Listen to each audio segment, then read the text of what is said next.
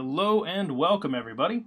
Welcome back to DevChatter. This is episode 102. We are here on a pretty nice Thursday. I say pretty nice, yet it's been like storming and raining here where I am. But welcome, everybody. I think I gave enough time for most people to start getting the notifications and showing up in chat, so we don't have to do this intro multiple times. But you guys have probably noticed the weird thing in the room in the corner, up in that one up there. I think he knows I'm talking about him. That would be, we have a pair programming guest with us today. So everybody say hi to Kevin Griffin, who is up there, 1KevGriff. I guess I'll let you do your own intro about yourself, so you can talk. All right. Well, that sounds good. Hello, everyone out there in Twitch land. As Brendan said, I'm Kevin Griffin. I am the owner of a small training and consulting company called SwiftKick, and I'm a Microsoft MVP. My specialty, and specialty is probably not the right word, but my general hacking is around ASP.NET and has been for probably the past 10 years. And I'm just starting to get into Twitch streaming myself, so I have my own stream over same username, 1KevGriff. So if you want to follow me over there, that would be greatly appreciated. But I'm extremely happy to be here with Brendan and on DevChatter, and let's see if we can crank out some code. Sounds good. So welcome. I don't remember where we met. It was either a Code Mash or MVP Summit. I don't remember which, but one of those. One of those. Yeah. So I was also, when I was an MVP, I was also an ASP.NET specialty, whatever they called it, back when we were at ASP/ASP.NET, which we were all like, none of us are classic ASP. Why do you still have that in the name? But Microsoft doesn't always move that stuff as quickly as we'd like. So welcome. I see a lot of people saying hi in chat. Hello, everybody. Yes, the Chattosauruses are here. So let's get hyped. So speaking of hype, let me go ahead and pull up a thing and make sure it's running. Animations and alerts. Our overlay appears to be turned on. So that means I can type in this command. Ooh, shiny. Hypes everywhere. So that is our hype command, which, slowly moves a bunch of little dinosaur images around the, unhype. And I thought, since you're another web guy, and you were talking about SignalR, and I asked, what's your interest level in JavaScript and things like that, that we would tackle some more stuff having to do with the overlay today. Okay. So we have that thing, which hopefully you were watching the stream and saw all the little hype things going everywhere. Yes, I just saw it on my iPad. I forgot how much there's a slight delay to. Oh, yes. So what we record to what comes up on the screen, and I don't see what you see. So I'm living iPad like 3 seconds worst. in the past. Seriously, so so for anyone that doesn't know, I got into Twitch programming streaming like 7 months ago now, and so yeah, seven months, by the way. That's how long it takes to get 102 episodes out.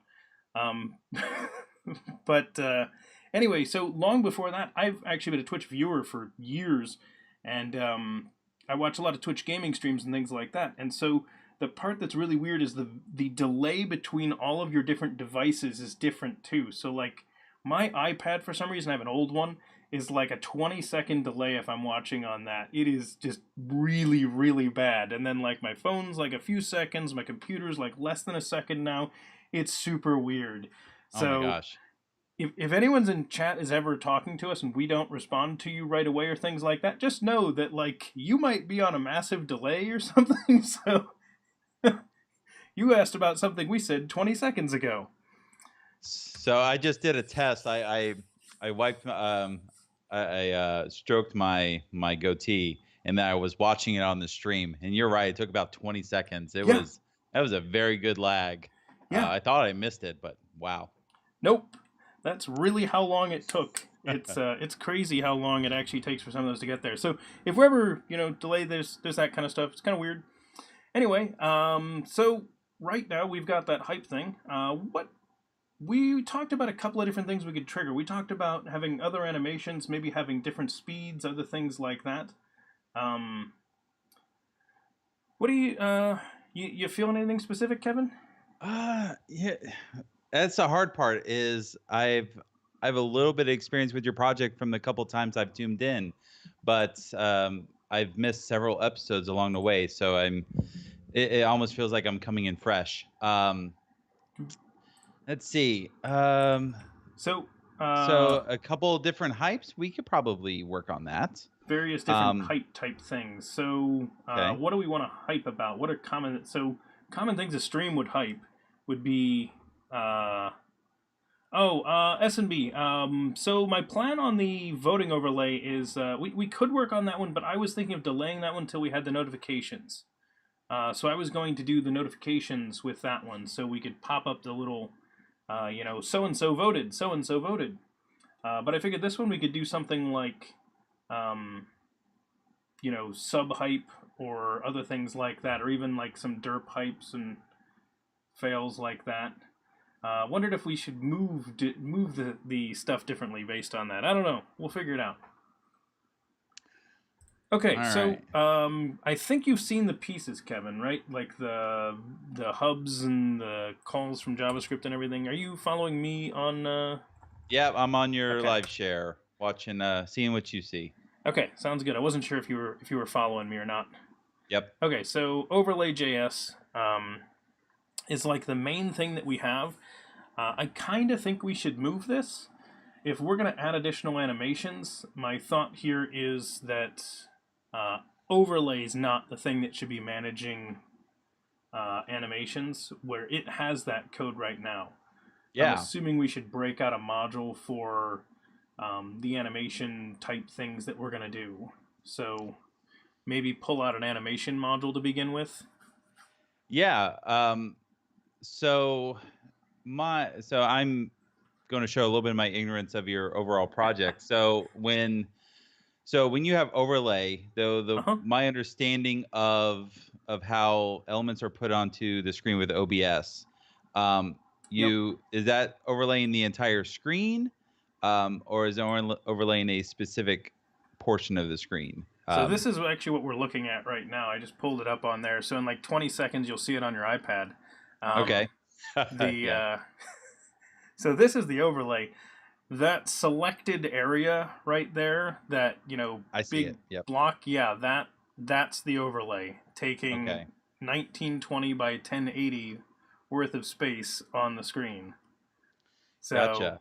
And then on that overlay, so in the HTML, if we pull that up, and actually let me make sure that these are muted.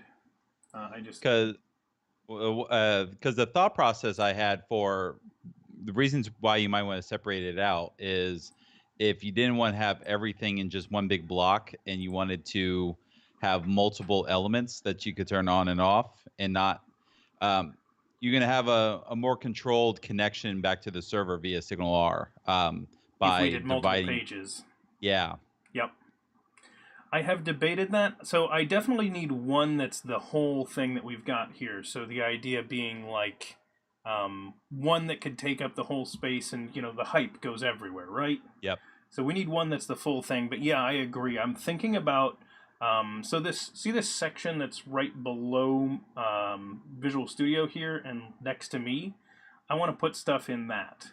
Okay. So like that's one of the things I want to do eventually is put some stuff there. So yeah, I'm definitely thinking about that. So the cool thing is because of what you're talking about with our connection with SignalR, because we are using how to phrase this, because we connect to SignalR, and right now every time we call it, we're just pinging all clients. We're not finding specific ones. We're just like saying, hey, tell all clients about these messages, right? This isn't like a scenario where we're trying to do push notifications to specific users about specific events. Every connection to our hub could potentially want this info. Yep. So things like a hype goes off, and we could have sections of the screen reacting differently, like the hype going everywhere, but that could also, you know, trigger like some kind of like flashing going on in the background or something like that. Maybe we turn on a blink tag. Yep. Oh my gosh. I couldn't resist that. Couldn't resist that. No, we shouldn't do that. What? No blink if tag? we do that, a marquee, right? You want a marquee. Yeah, just we need a goes from left marquee to on the right. bottom. Yes, exactly. Yep. Marquees are the best user experiences ever. They're so convenient because you never miss the beginning of it, like what that text is describing, and you're never like, oh, hang on, wait, what was it? Oh, dang it, I just missed that. Okay, hang on, I'll just wait for it to come back. I'll just wait. Hang on, how long does it take for this to go? It's a 2-minute cycle? Okay, I'll just wait here for 2 minutes until the text I wanted to see comes back. It's a great interface. Perfect. Everybody loves marquees. No one's ever been annoyed by them. But what I'm seeing here with you have everything inside of one hub. So maybe as you want to continue to add stuff, it might be a good idea to break things into multiple hubs. So you have your Hangman hub, your voting hub, your hype hub. And so I like the idea of having a general hub for things like, you know, I want to be able to trigger all of them. I want them all to connect to that hub. So bot hub remain like that. But you're thinking maybe we should break out one, say, for like the voting. It's actually a nice idea. Why don't we start with that then? Let's go with that. One of the biggest benefits, especially with because you're running in core, right? So with SignalR for core is that every hub gets its own unique connection, which and this doesn't make a ton of sense because you're only going to have really one connection to your service. But anyone out there that's using SignalR in a production application that could potentially have hundreds, if not thousands of connections or millions of connections, having separate hubs with separate connections gives you a ton of flexibility with performance and security. So I've started advising that you break up hubs in the same way you would break up MVC controllers. One controller for one general set of actions. Concept. Yeah. So like one of the interesting ones, especially now that we have ASP.NET Core Pages, that I really like is they sort of force that on you a little bit because your page model class. I know Microsoft keeps trying to make the case that that's a view model class, but I still disagree with them. I still say that's not my view model class. That's a bound to my view controller. And I'm like, there's a slight difference, guys. Yep. Like it's slight. They're very related, but I love that concept because it forces a single controller for that page. But then what's really brilliant about it is because of the fact that we still have access to MVC and Web API, you still have things like, oh, I have this little widget that's on my page that allows you to log in from anywhere on the site. That connects to the authentication controller that we're using, and I don't have to put the authentication logic on every one. So there's a controller for concepts, and then there's the ones that are tied to specific pages. So I love that they did that with that code. It was really brilliant the way they set up ASP.NET Core Pages. Also, I want to interrupt really quickly and welcome everybody from the C# Fritz stream. We just got rated by those, so anybody in here who's got our hype emotes, make sure to go ahead and spam those. And we're gonna hype up because we got a bunch of people coming in. So there we go. And Janiscu tried to fire it. So there you go. Welcome everybody. It's coming in. We're actually going to be working on this stuff here. So our overlay that we're working on, we have Kevin Griffin up in the corner. Kevin, say hi to everybody. Hi everyone from C# Fritz's stream. Has he hit 5,000 followers yet? I really want to see that rainbow. Yet. We're not getting. He might expect. I don't think we're gonna get the rainbow beard in time. I think there's is there a month left, and he needs to get like over 1,000 followers in that time. Yeah. I would love it if he got it. So go check out that, and then I'm also going to shout out yours as well. So welcome everybody that's just showing up now. Yeah, we try not to cross the streams here in these, but welcome everybody. We were just talking about SignalR, and Kevin made the suggestion that for the overlays we're doing here, that we might want to break out our SignalR hubs so that we have more than one. I like the idea. So one thing I learned from your code that I didn't know you could do was that you're implementing a hub based off an interface. And I didn't know you could do that with a SignalR core. So that was something I learned looking through your code. Yeah, I'm a big fan of it because then you can use this interface. Like, this is basically having this interface here. Watch, if that's not there, that interface is actually defining what methods are implemented by all the clients is the idea. So that's what that interface does. Just to illustrate that, you guys saw the red disappear. Yep. So when I did that. So yeah, and the alternative is a lot more complicated. So I'm just gonna see if this hijacks. Yeah, so go for it. Yeah, hop on. You have to do so if you're not implementing the interface, you have to say clients at all. What is it? Send async, or it's something similar like that. And then you have to say hype, and that uses a magic string, which just should make you feel dirty inside. And I did not know that they implemented the interface support, which actually I have a whole bunch of code I need to go and refactor. So see, if I remove my interface that was on there, you'll all notice that suddenly Kevin's code works. Because that interface basically says, hey, we're not doing the standard send async version where you send a magic string down to make this work. Instead, you get that. Now my code's broken. Yeah. All right, we can delete that. Get that dirty code out of here. We'll get rid of that. So that's the cool thing, is that we're actually able to get, compile safe, static types on all this. So we know what hype takes as parameters, for example. So with that string approach, it was pass the string. Do I pass a parameter? I don't know. Let me go look it up. But you don't need to when calling it now because it's defined right here. Because notice hype doesn't take any parameters, but vote start does. And we even know the type of those parameters. If we take a look at the definition, you can see, oh, it's a list of strings. And we get all that info. So it's really, really cool. So I love that because I remember in the old SignalR, you could write your code exactly the same way, but all was not a real object. It was a dynamic. So all that stuff got interpreted at runtime, and you could still make subtle mistakes. Like, what if I misspelled hype? My code would still compile, and I wouldn't find out until runtime that I made a mistake. Yeah, exactly. It is really, really kind of weird that kind of stuff works that way.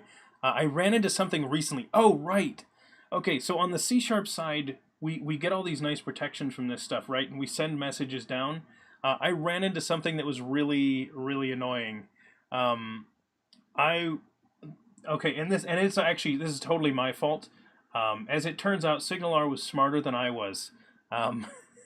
The thing that we were doing was with the voting. Let me show you what we did. So inside our voting, I think it was here. So inside of vote start, where was it? We get their vote info type. Okay.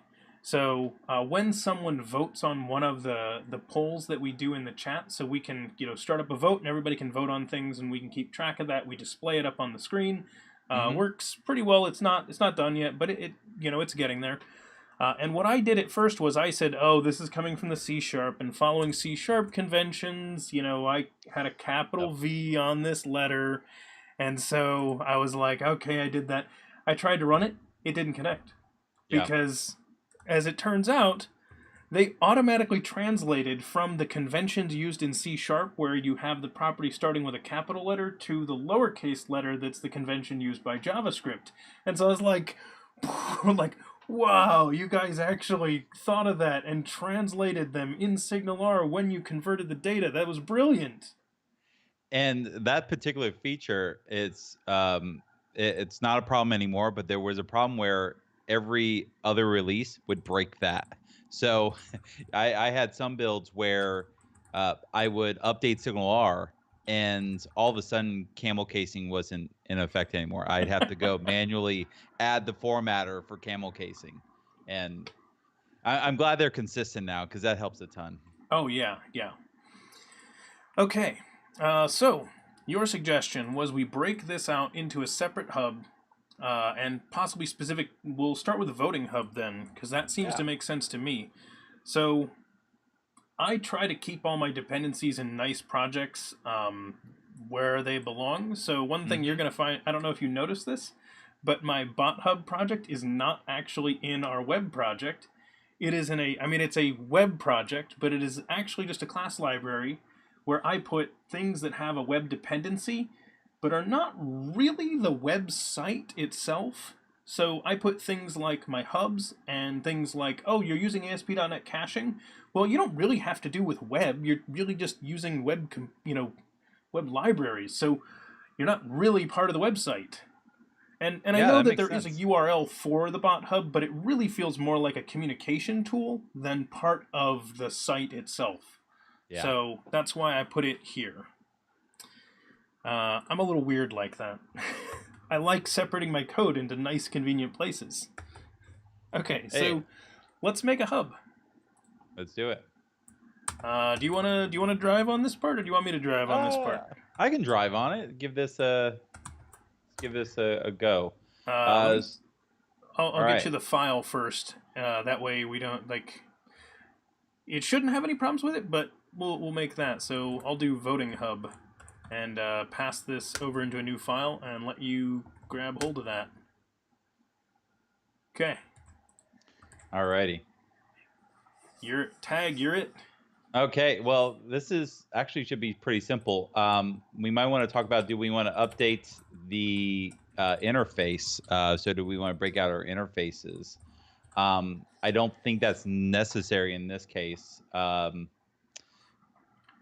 I don't think so yet either. Yeah. We could use the same one and just decide which methods on it we want to call. So I think you're right. We could leave it all together right now. And because we can always break them up later if we decide that only certain pieces of certain ones are getting used. And we could even use, break it into a shared interface that one's implementing another interface or something like that if we need to. So, okay. All right. Well, so the easy thing is, because they both implement a hub from the same interface, it's just a matter of copy and paste. So you're just going to steal the code from the other one. I am. Why rewrite perfectly working code? We're just refactoring. Yeah. So a hub or voting hub, as far as I can tell, is good to go. The next step is really going to be going over to. There we go. Oh yeah, I don't get the. I'm not getting the squigglies on my side. So one of the weird things for people that don't know, so you probably noticed that Kevin's cursor is showing up on my screen. The amount of IntelliSense and feedback he gets is sometimes not the best. So the tooling for this is really good, and it's getting there. But remember, VS Live Share is still in preview, and if you don't realize what's going on, I literally am sharing access to my Visual Studio with Kevin. So he's connected in here and making changes in Visual Studio. This is not a screen share. He's got the same code on his computer right now, too. Let's see. All right. So the next step is we have to go over to where we connect to our hub, and we need to make a bunch of changes there because we're essentially making a new connection to the server. So let's see. Okay. Where's all that code? So it lived in overlay, correct? Yep. Yeah, so we call it an overlay, yeah. So over here. Let me jump to you. There we are. So we're on. So I clicked his icon there, and now we are tagged on to wherever Kevin goes. So you have your connection, and maybe a good place to start to say is we have Bot Hub is renaming connection to say Bot Hub connection. Make it a little bit more specific of what we're connecting to, because we're going to have to come in and create a new connection to Vote Hub or Voting Hub. So let's see, does my refactor work here? No, it does not. I'm in VS Code. I should have tried this in full Visual Studio. But so let's. All right, you're in full Visual Studio. You can quickly do the shortcut to rename that. I would start with renaming connection. That's what I will do. I will click this, and we will rename connection to, say, bot hub. Bot hub, and then con, just because the name's getting quite long. I think we can all figure out what that one is. That works for me. So cool. Now we have it separated, and really the next step is going to be a voting hub connection, which we can almost copy and paste this directly. Mm-hmm. And but then we'll it's going to get a new URL. It is. Yep. So if we said voting hub, but now we have to go into your startup and we have to make sure we're mapping. So here's what I'm going to do. I am going to copy that text and I am going to do a find all on it, because that's going to take me to the exact spot in the startup where we did this. So if you anchor onto me for a second, you'll see this. Okay, let's see. So, there you go. What did we call that one? Voting hub? Voting hub. And I like putting, so I don't know if you agree with me, so like the way you named that, that's the same naming that I like, throwing the word hub on the end. I really like that because that's not going to collide with any other pages I've got on my site. So in case I made a voting page, it won't collide with voting hub. Yeah, I follow the same thing. We do have other projects where we've said hubs/voting, or in a similar way we would do it with controllers. We have, like, I need to remind myself to never create a hubs controller. So if I say hub/anything, it follows that convention. And that's part of the reason why I love that convention-based approach that you've got there, because it's really convenient for a lot of stuff.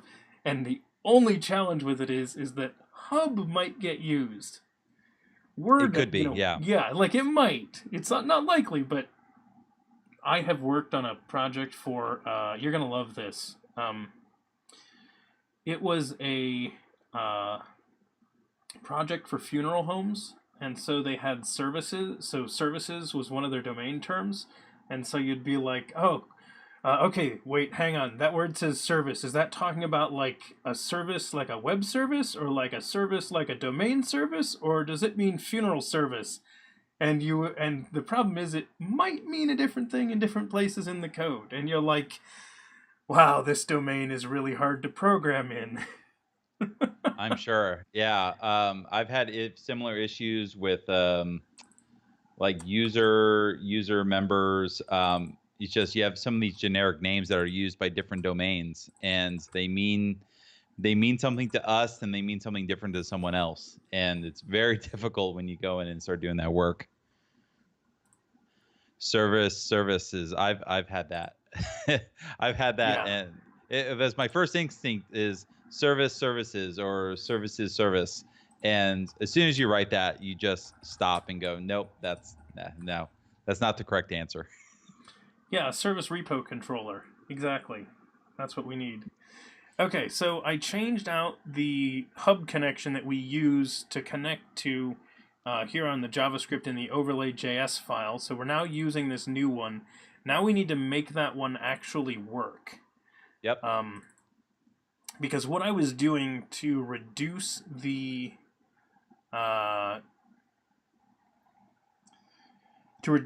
how much the rest of the code had to know about these hubs, this ASP.NET, because hubs obviously are only specific to SignalR and communicating to a web page that, I guess it's not web page specific, right? But there's clearly a web server that is sending out notifications to some other service, might be JavaScript, that kind of thing.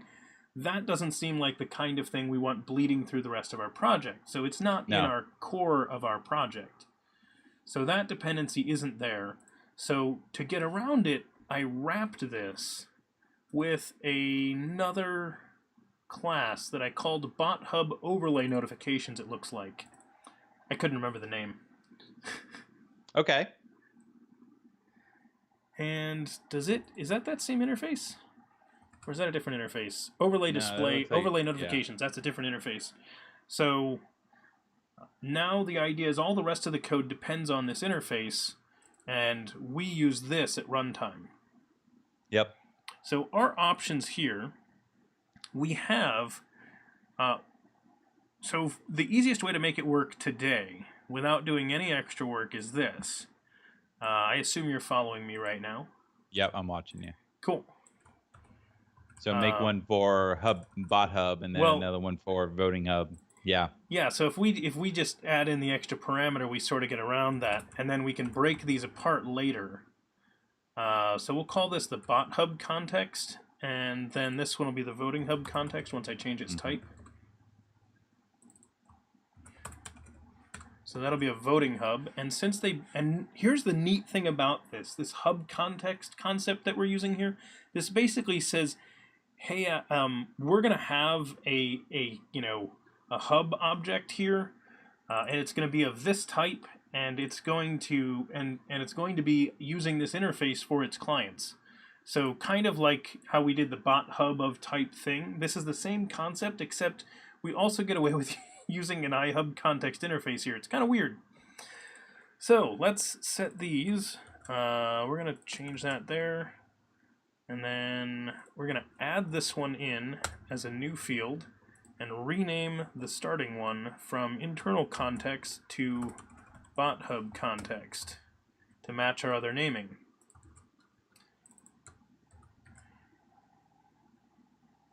Oh, you didn't run off ahead. I was really hoping.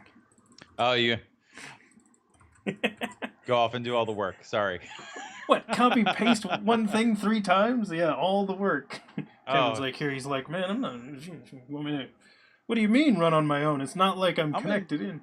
I'm in VS Code, man. I don't have the fancy Control RR and just rename everything at will. Oh yeah, Control RR. That's what you guys hit, isn't it? I don't use that one, but yeah, I do know. I do remember now that that's the other shortcut for rename. I use F2. F2. Oh, see, I didn't even know about that. Do you know why I use F2? Why is that? So first off, because my tooling, has F2 as a rename key, but that's also the rename key in Windows. It's have you heard of Windows? It's an obscure OS that the small company in Redmond I think makes it. I think it's proprietary. No. It's a full OS, so you'd use that instead of Linux. Yeah, it's called Windows. Yeah. I'll go download that on my Mac later. It's wait, that actually works. All right. So, alrighty. So other than I think we've done everything we need to do to make the migration. I think we need to, we want to break further later, but I think right now, I think you're right. I think what we've got here will work. So let's go ahead and give this a try. We'll see if we forgot anything. So for anyone that doesn't know, one approach that I'm a big fan of, I assume Kevin is also, is run your code, whether you think you're done or not, because that's the best way to confirm whether or not you're actually done. And also, even if you're not done, you can run it to make sure that you fail at the point you thought you were going to. So the compiling's the first unit test, and sometimes the only unit test. Yeah, hopefully it's not the only one, but but really, I've definitely been on projects where that's the only unit test. Okay, so I think so. First off, let's make sure we didn't mess up the existing hype. So our hype overlay works. So for anybody that was wondering what the JavaScript is that we were doing, we got that. Will Bennett, I have tried continuous testing in Visual Studio. It's pretty nice. Compiling is an end-to-end test. We had a couple issues with continuous testing on one of our projects where I don't remember what the exact issue was, but we had to turn it off because it kept throwing red where it shouldn't have been red. But if we just ran the test by itself, it would be green. And I don't remember. I wish I could remember what the issue was.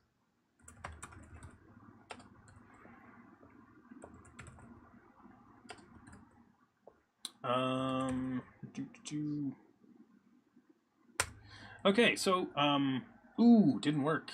Uh-oh. We missed something.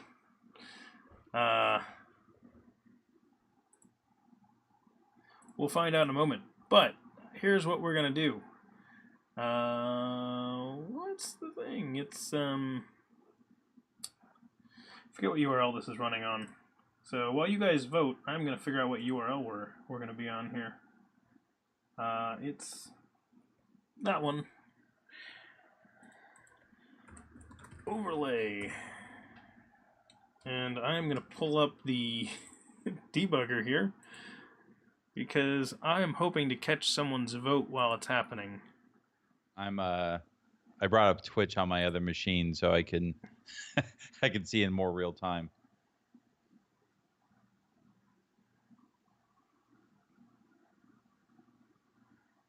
Vote received and vote end. So I'm going to get... So the easiest thing to check is just first make sure the connection was made on the network tab. Yeah, but I didn't have this open at the beginning. Oh, you didn't? Okay. When they... Well, actually, no. Yeah, that's a good point. It should have come up. You can give it a refresh. Yeah, I could refresh the page when we do this. That's a good point. Let's find out. Did it connect to the hub? I see bot hub. I don't see voting hub. All right. Yeah. So, all right. So something's missing. It's not creating that connection. Let me refresh, just in case it had the JS cached. We don't start the voting hub connection. Oh, we didn't call start. Okay, cool. Good, you got it. That's a very important step. What? You don't need to actually start a connection? What? That's crazy details. Talk. Yeah, details. So we need to do this same code here.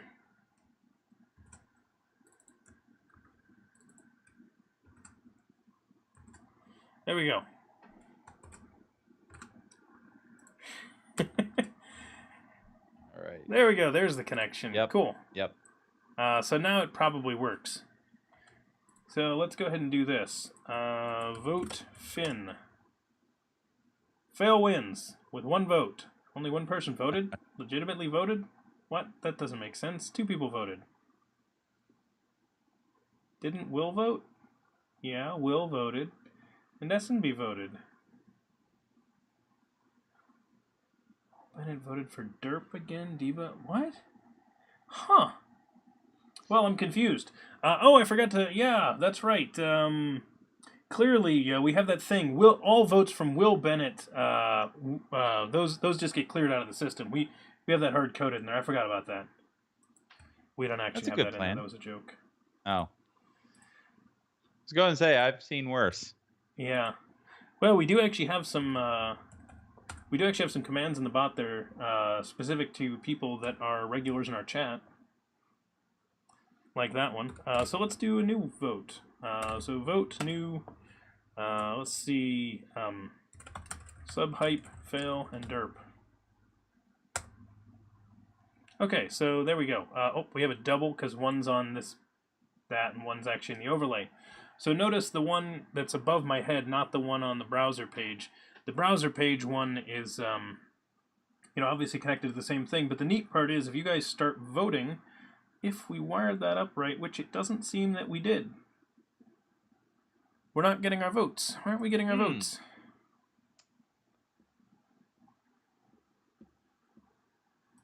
Oh, voting isn't working.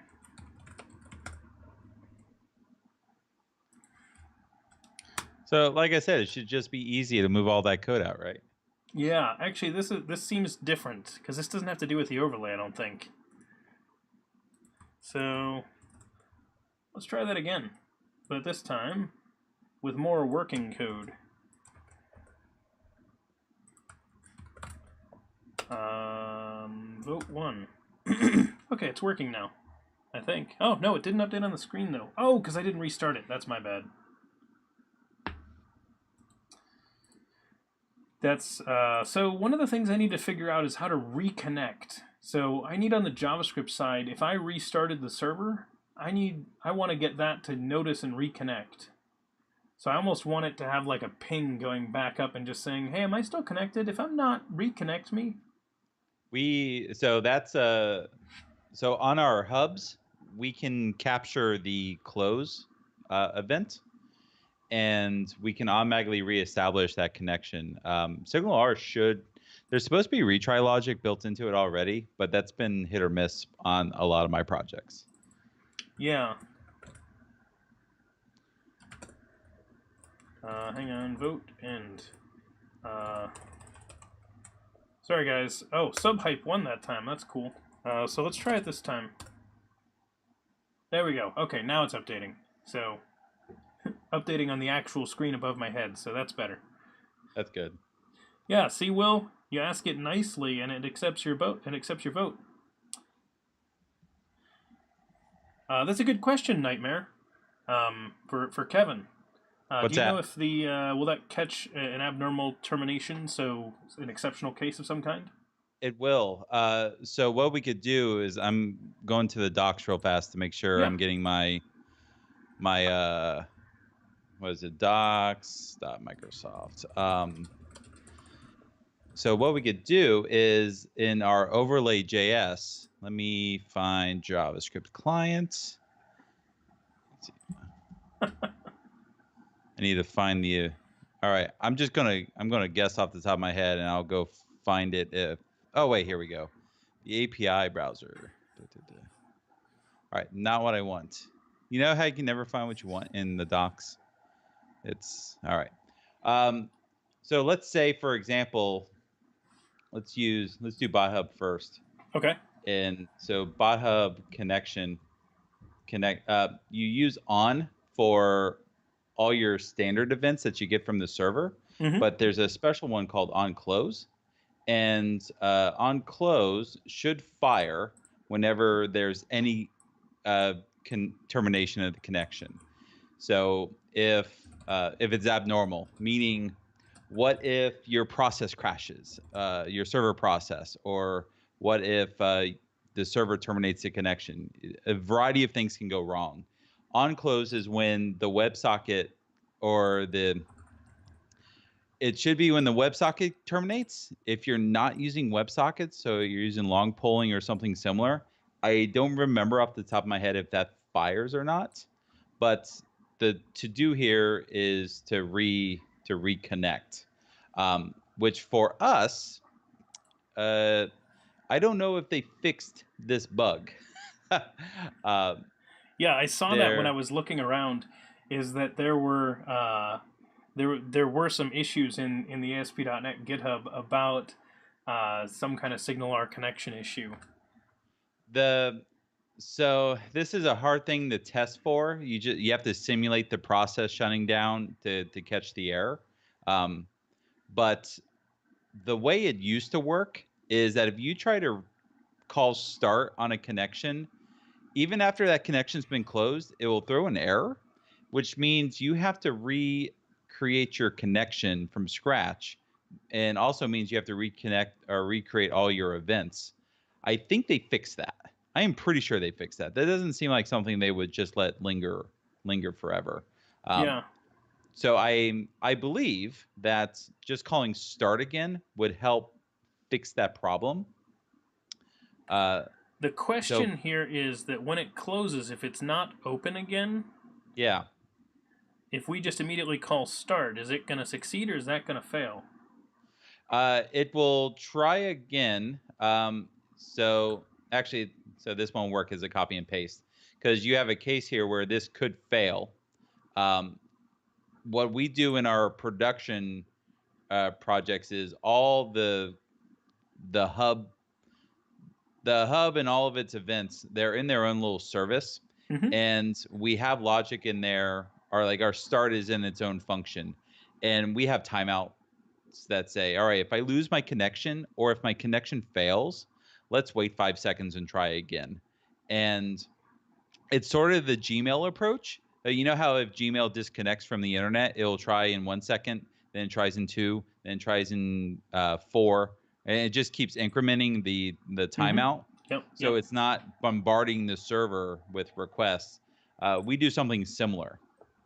So this is a good start, but probably not foolproof, because what if this start fails? There's nothing to try to start again.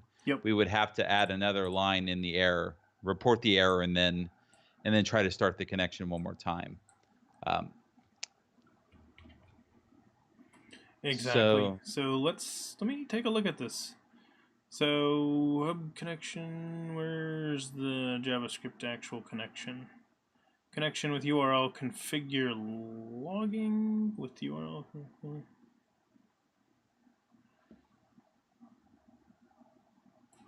Where's start? Because start should have a.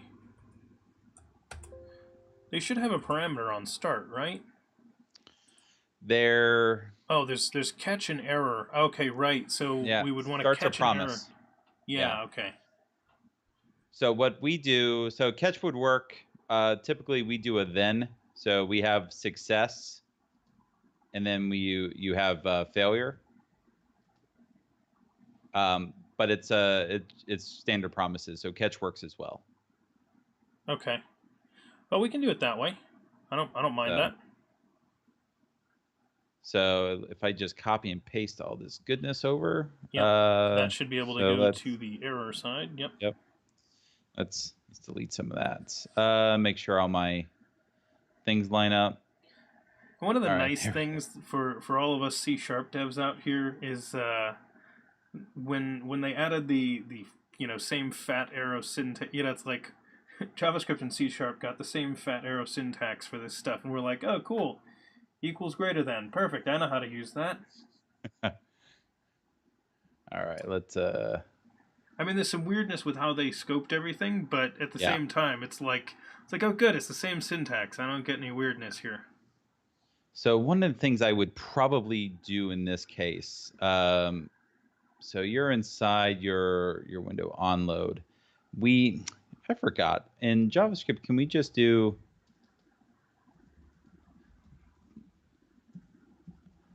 I'm just playing around here. What if we took all this?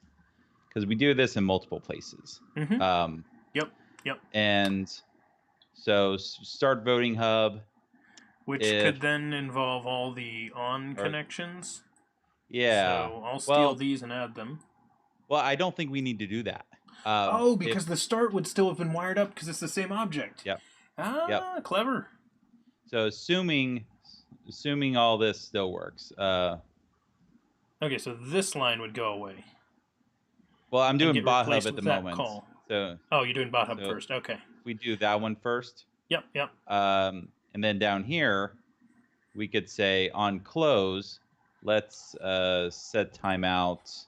So just to make it easier, I'm going to turn the overlay off on the actual screen here. Okay. And I am going to just load it in a web browser. Because I get debugging tools over here. That's the problem with doing the stuff on the overlay, is when it's on the overlay and showing over top of the screen, imagine that. I don't have Chrome debugging tools for that.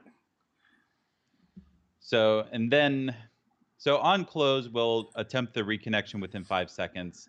But on the connection itself, if we start and the connection fails or doesn't happen for any reason, we can just set the timeout again.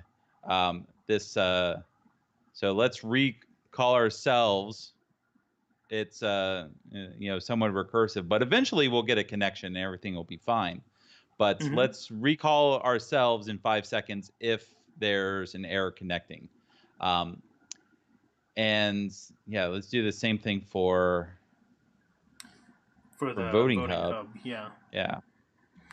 Also, I love in the tooling how when you did that, because the functions had the same name, then it grays out the whole function. It's like you just replaced that one. So I love the fact that it does that. This there, but we want to call this start voting hub con, and then we want to do the same thing. All right, we already do the same thing there. So then up here at the top, instead of that, we do start voting hub con. Yep. So one of the nice things that they fixed was you started your connection before you actually wire up any of your events. In old SignalR, you couldn't do that. You had to wire up your events before you started the connection. So this knock on wood, should all still work. Okay. Well, if we needed to, we could just, put these inside of methods as well and call them before we call those. Yeah. So we could do the same thing. But let's Okay. make sure this still works. Yeah, After exactly. moving everything Small around. change first. So I'm going to go ahead and run it. Oops. Oh, yeah, that probably actually did just work because it was just JavaScript changes. So let's refresh. Let me get rid of my breakpoint that I apparently left there. To answer S&B, yes, you could wire that up. One of my projects, we kind of have a global variable for the retry, and that's right. We start at our initial value, and then if we call again, we have an increment. Usually it's double. So yeah, exactly what Brendan's doing right now. Yeah, we could just do this kind of thing and then just be increasing it as we go. So, and then when you connect, reset it back down to, whatever the default value is as part of your successful connection. Yeah, so we could pass it as a parameter or we could use it as a closure, Nightmare. Either one would work. Also, I love the name Nightmare. And the neat thing about passing it as a parameter is if you did the initial delay like this, because of the fact that this is recursive, we could just say, that's right, delay times 2 each time, right? And have it ever increasing. So let me refresh this again. So this page should have connected. So it connected bot hub, it looks like. I'm going to try the hype command.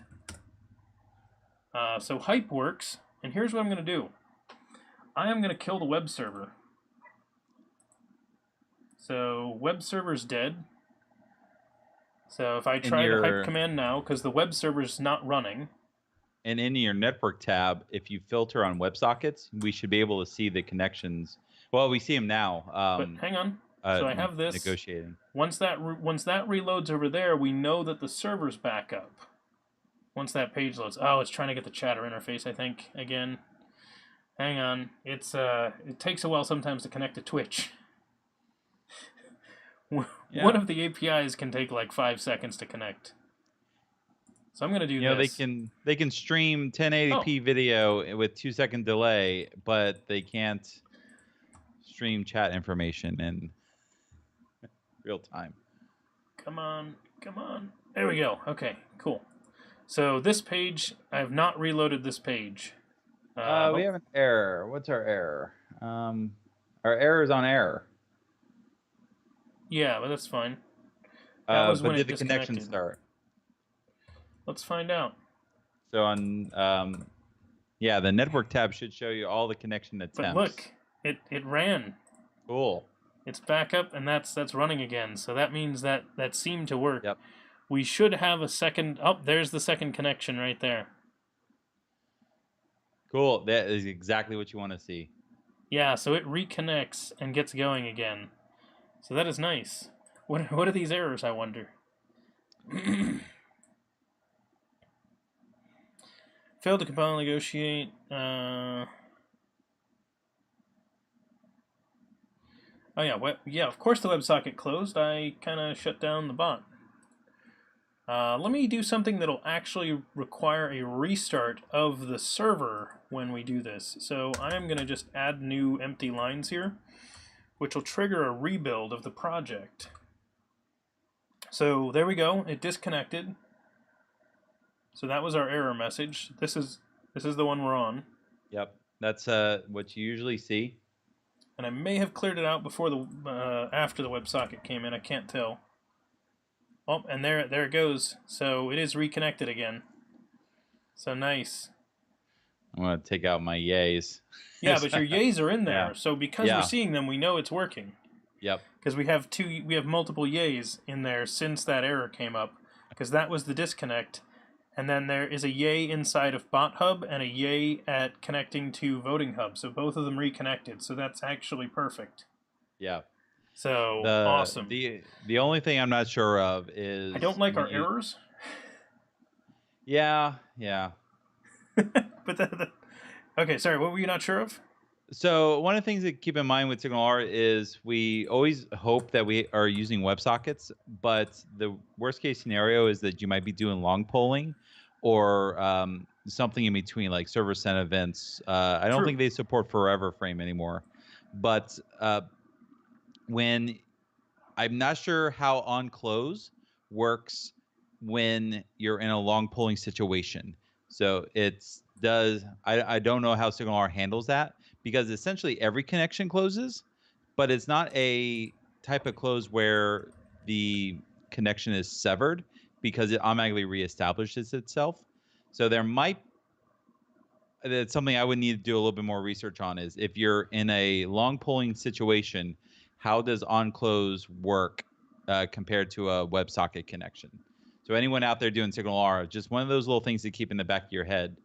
Most people connect WebSockets. There's almost no reason to not be on WebSockets. Considering your browser anymore. supports it now and your web server supports it now for Yeah. like nearly all of the people that are going to be doing it. We have a couple of clients who, they're very specific use cases. They don't support WebSockets, but they fall back to long polling. But yeah, it's far and few in between. All right, so let's definitely get this committed. You removed the yays, right? Mm-hmm. I didn't actually look at that. Yeah, Where did we leave this? To do reconnect. Wait, we are reconnecting, aren't we? Yep, no more to-dos. Goodbye, to-dos. And we have this 5,000 all over the place. Maybe we... I like your parameter idea of passing it in as a parameter. That was Nightmare's idea. Good idea, Nightmare. Our Nightmare's idea. Yeah. So for, let's say for Bot Hub, wait, you hang have on, let me try. Wait, hang on. Wait. Okay. Let me try this. I want to test something. I don't know if it's gonna work. Okay, no, it doesn't work. Sorry. Go ahead with what you're doing. Okay. You so get that let's one. I'll get this one. say retry interval, and like yeah, and we could say retry interval times 2 for the timeout if it doesn't work. And then let's start with an initial timeout of 1,000 milliseconds for each one. Why don't we bump that to 2? Okay, that works. When it disconnects, like let's cut down in half the number of connection attempts it tries to make. It's all right. It's just a connection every second. I guess we're doubling every time. Well, no. Oh, you're right, because it can double like as soon as it does it once. That's a good point. Let's not increase by that much. Let's 1.5. Okay. We'll slow that increase. Well, because the problem is, I'm just thinking like, if I'm disconnected, or do we want to cap it somewhere? Maybe it always caps at 20 seconds or 30 seconds. Let's cap it at 30 seconds. So do a check what is beforehand. Do it. It's a what is it? Math.max.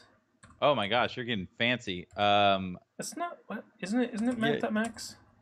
Maybe. Right. Yeah. Or ceiling. Is it max or ceiling? No, it's this one. This one will work, I think. Should be math.max and then oh wait, no. Min. JavaScript? Min. Derp. Derp. I almost did that backwards. I see in chat someone's like min. Why is it taking an hour to retry? I don't understand. I know, right? Like, geez, it's like automatically taking 30 seconds right off the bat. Yeah, min.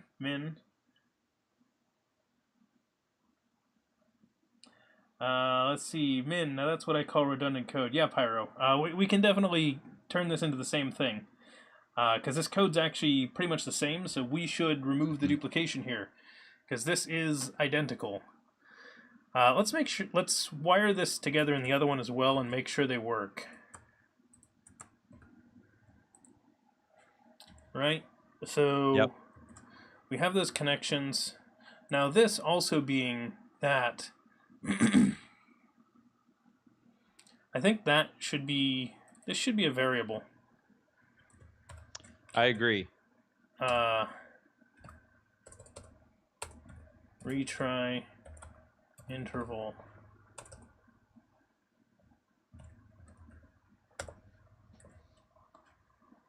Let's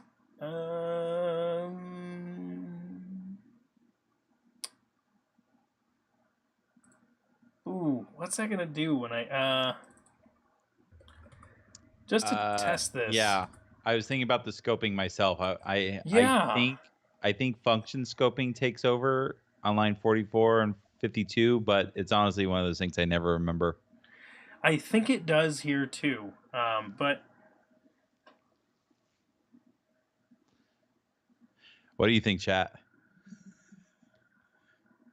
Yeah, so in C# it totally will take over function scoping here.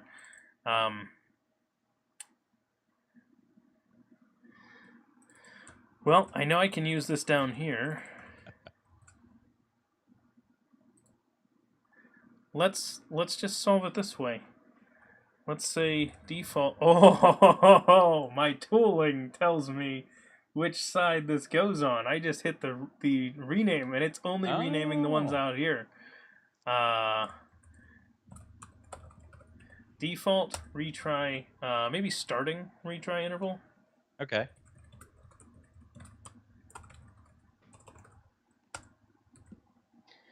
Starting retry interval.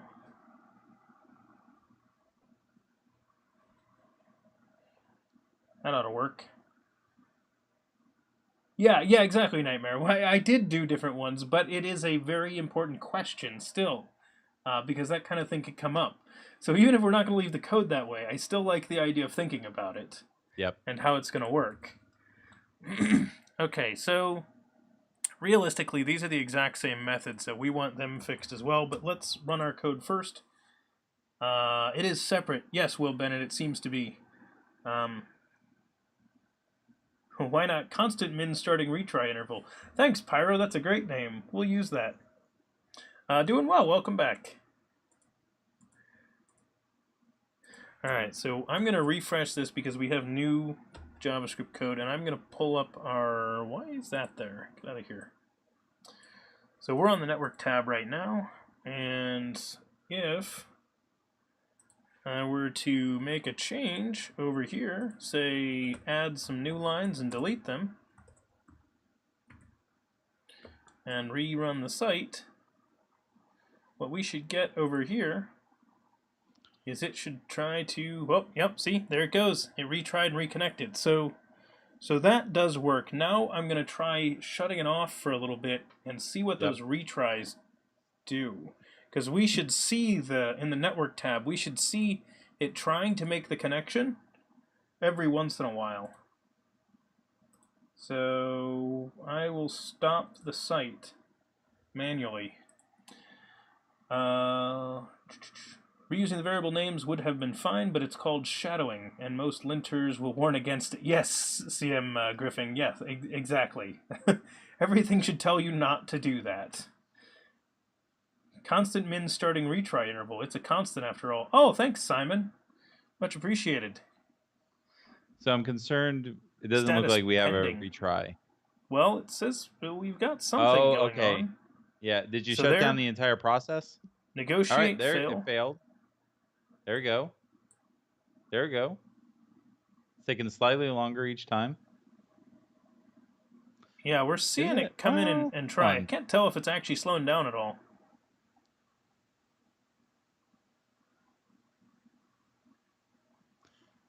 Let's clear some of those. I don't think it's slowing down. It's always 2 seconds. Yeah. No, maybe just for fun, we take our math min and we break that into a variable just real quickly. Let's do this. Wait. Yeah. Okay. Just because we can console out the. That's true. So we'll say. So say retrying in yeah. Yeah. Actually, why don't we hang on? Wait. Let me fix this for you. Oh yeah, you were. Yep. Okay, there you go. Yep, you're okay now. Hold on, I got you. I. Or wait, it's $I in JavaScript, right? Yep. Yeah. Okay. Yeah. Their interpolation bugs me. I don't use it as much as I should. So let's copy and paste. We'll do that. Well, let's just okay. Yeah, sure. We can move it to let's that one. Let's do them both. Yeah. So here, I'll say use alert. Way more fun. Thanks, Pyro. What a great suggestion. Save. Voting hub, retry in so many seconds, and then change that to I. Okay. All right. Let's give it a try. Oh, yeah. Good point, Binary Logics. No, that's right, Kevin. We can't do this. It's not IE6 compatible. Oh my gosh. Man, what are we gonna? Yep, hang on. That's a good point. We'd totally forgotten about IE6. Thank you for that. But binary logics, we're going to run it through Babel, and it'll be fine eventually. All right, hang on. I'm gonna do a full refresh here. Hey, Crimson Green. Hey, Crimson Green, welcome.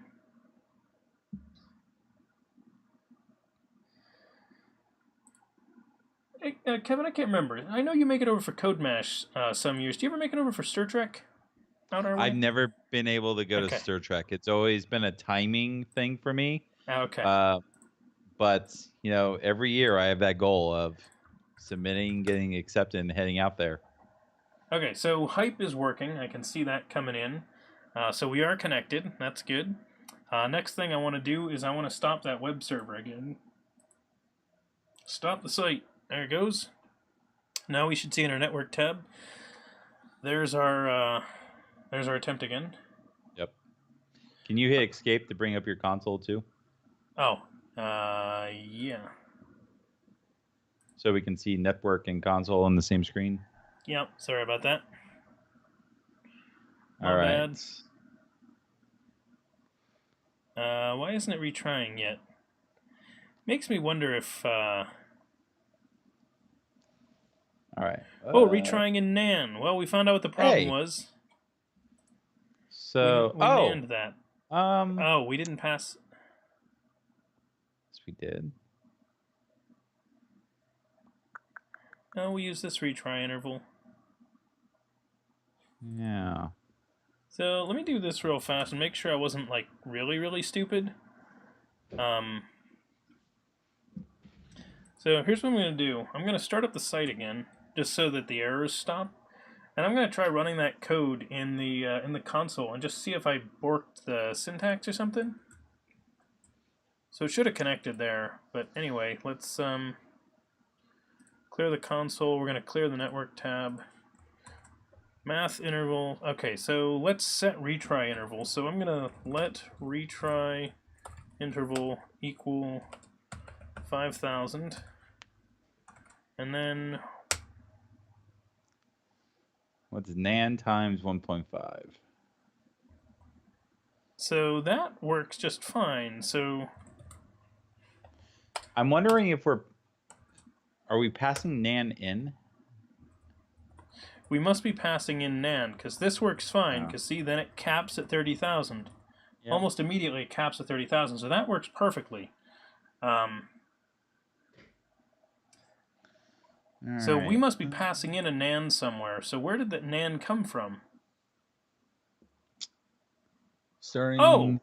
Set timeouts about... wait, hang on. We passed in that time, but when we called this, like the second time we don't pass it in. We didn't pass a parameter in our set timeout. We don't. Nope. So this has to be a call to that, not just the name itself. Yep. So that means we need to do like one of these, right? And we pass in retry interval. That's what didn't work. Or feel free to adjust that, but let me get both of these lined up. if you want to make an adjustment. So let's try that. Yeah, so the problem, should we pass in I instead of retry variable? Oh. Or retry interval? Yes, we're passing in I. Derp. Yep, good call. Pyro was thinking the same thing as me. Yep. Good catch. Hey, that's what pair programming's for. It seriously is. Like, the other person's going to miss some obvious thing and then go spend 10 minutes searching for it. JS is a weird one, Pyro. Okay, so we are connected. It does work. I see it grabbed that and then did that thing. Let's kill the web server again and watch it fail. Let's see it, disconnect and retry this time. All right, there's our disconnection. Negotiate. Let's expand this so we can see more retries. Oh, it's actually taken time this time, maybe. I don't even see it going on the next ones yet. Well, I think that first negotiate is SignalR taking care of it before it eventually throws the on close. Oh, that could be. Oh, right, and it's set by default to like 30 seconds on Yeah. SignalR. So that's why it takes so long before it starts this. Retry in There we nan go. again. Huh. We're still nanning. Why are we nanning? What was the first one? The first one was a nan also. So the initial one we passed in was nan. Can you And set a then... breakpoint on Oh, that? derp. Nope, I know the problem. I know what we Oh. screwed up. Hang on. Let me get the bot running so it doesn't do this anymore, so it's not keeping the retry there. We'll let that last one connect. There, now it connected. I know the problem. Here, this set timeout isn't right yet. Oh, yep. For the same reason. So then we need this one. And that is going to be that. Okay, did anybody get that? DevChatter. Thanks, Binary Logic. That was great. Oh yeah, the first one always takes around 26 seconds. Yeah, I think it's something like 30 seconds before SignalR by default yells at us. So that's why. Okay, so let's refresh this. Clear out these, because we want to see what happens again. Just to confirm, we're going to run the hype. Okay, it works. And then I'm going to kill the web server one more time, and this one better work. So web server's dead. There's the connection. So this negotiate, I'm pretty sure you're right. This is SignalR doing its own attempt to reconnect before we manually do it. Can't you make a default value in the parameter? I yes, think we can, you can Pyro. in ES6. Yes, we can. You? Yeah, yes, we can. Good call. We should have done that from the beginning. Pyro, thank you for reminding us that, occasionally we will forget even the stupidest things. Yes, we will use a default one in there. Okay, so here's the retry in 3 seconds. That was probably about 3 seconds. Now 4.5 seconds. Yep. Awesome. And then a little over 6 seconds. So there we go. That's definitely working. And I love the suggestion from Pyro. We are totally going to do that. Let's get this running again so it... Was the time it was taking still 2 seconds there, Pyro? I didn't look at the actual timings on those of when they were happening. Was it 2 seconds apart? See, now Pyro's got me wondering about that. And he could have just been trolling me. Could have just been trolling me. I don't know. We'll find out. Either way, instead of having this be the starting one, we're just going to say retry interval equals 2000. Is 2000 our starting one? Yeah.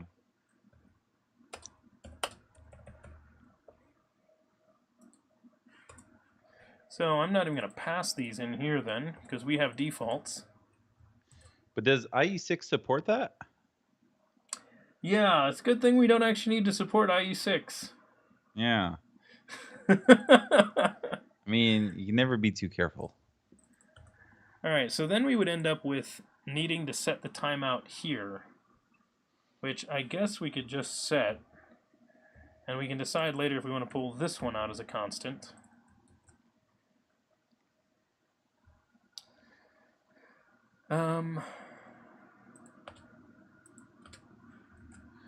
Actually, 30,000 should definitely be coming out as a constant. So we're going to make this a constant called max retry interval.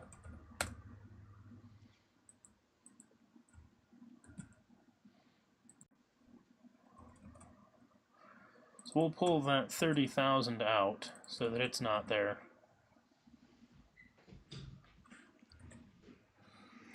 Netscape Navigator.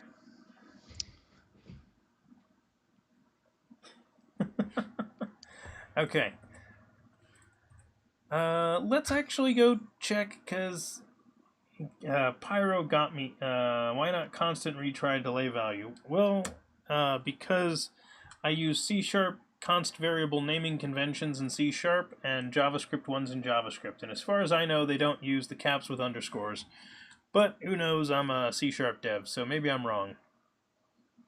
I'll put in new date. So we'll know exactly what time all this happens. What are you putting in? Oh, in our retry? Yeah. All right, that works. So we know exactly when it happens. Yep, okay. So let's go over here. We'll refresh this again. So that should have the JS file change you just made. We'll do that, and now let's stop the site one more time, and we'll watch it try to reconnect.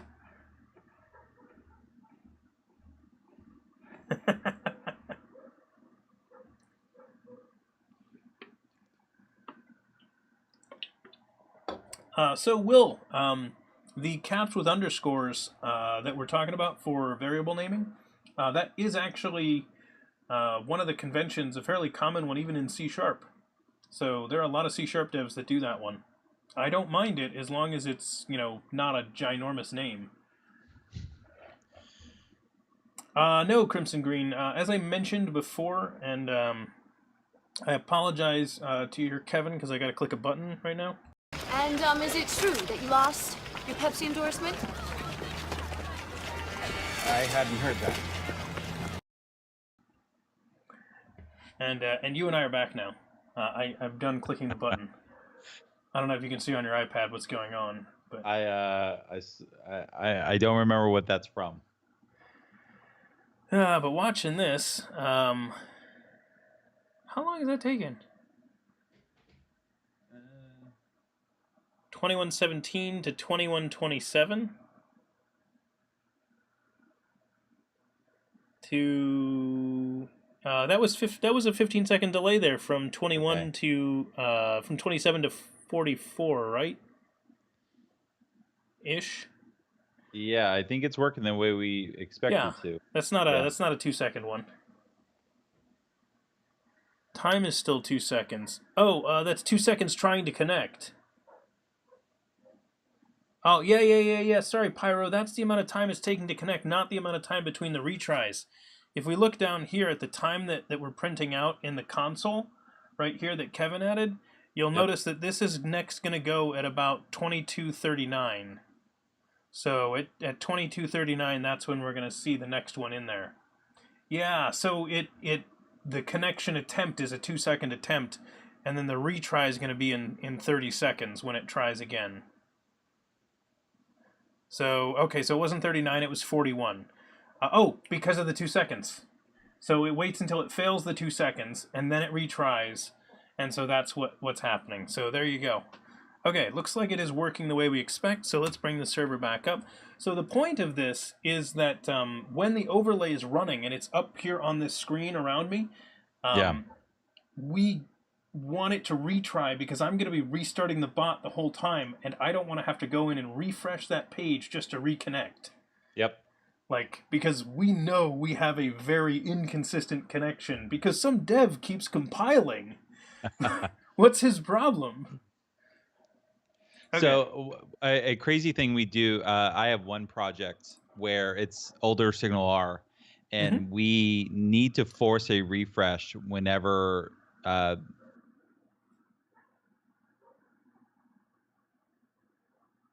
Kevin, did we just lose you? We just lose Kevin's audio? We don't. I guess we'll never know when they need to force that refresh, everyone. Because Kevin just froze. He's just stuck there. Yes, he needs to force a refresh on that call. Huh.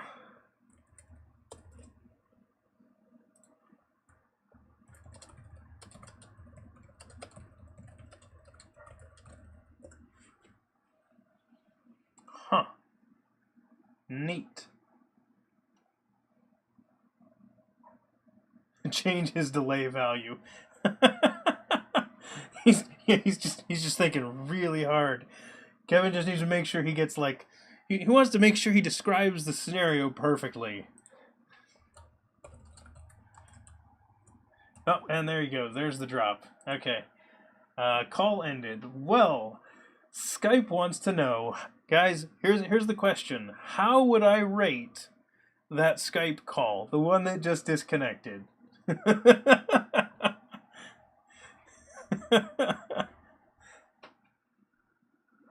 Oh, 0.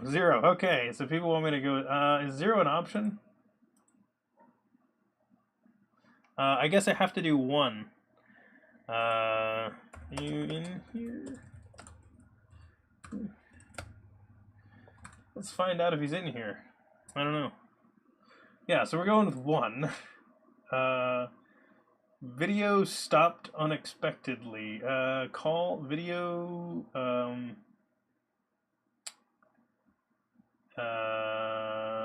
Yeah, I guess video stopped unexpectedly.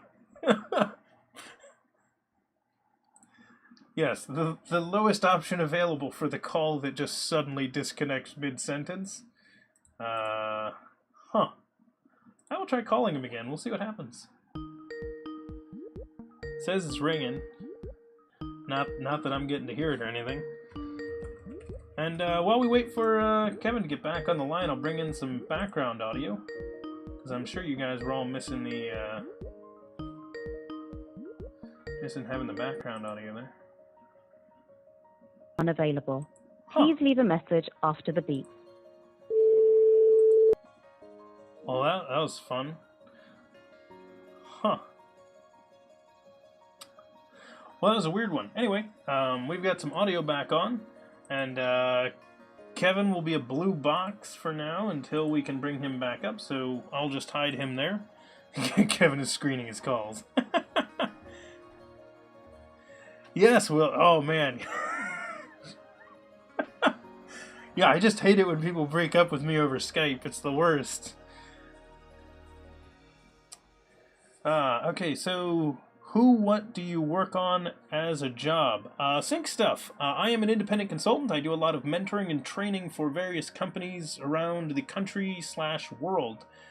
So if anybody is interested and looking for mentoring or training, I am always available to hire for those types of gigs. So feel free to reach out. I have a few clients I'm working with in,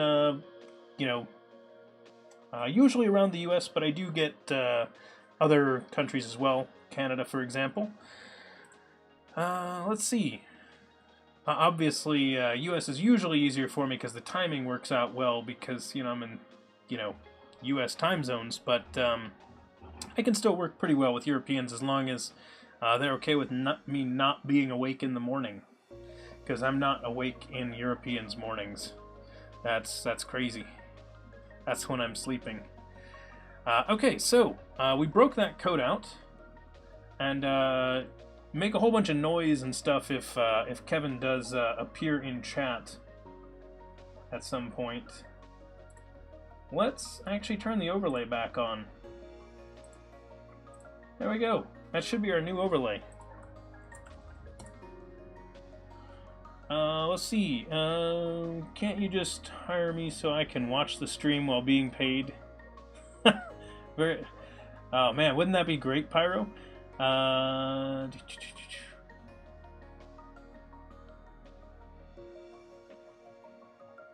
Let's see. How do you manage your consulting business with streaming?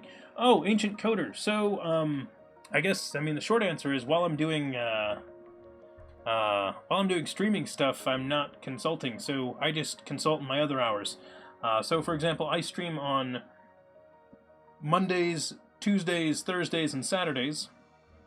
It eats into a huge chunk of my time that I'm able to consult, so I do admit I consult a lot fewer hours while doing the stream, so hence why I don't do things like, donate the money we get here on the stream. Nope, I keep that, because otherwise, even with anything that anybody sends me here, I still make, basically minimum wage doing streaming.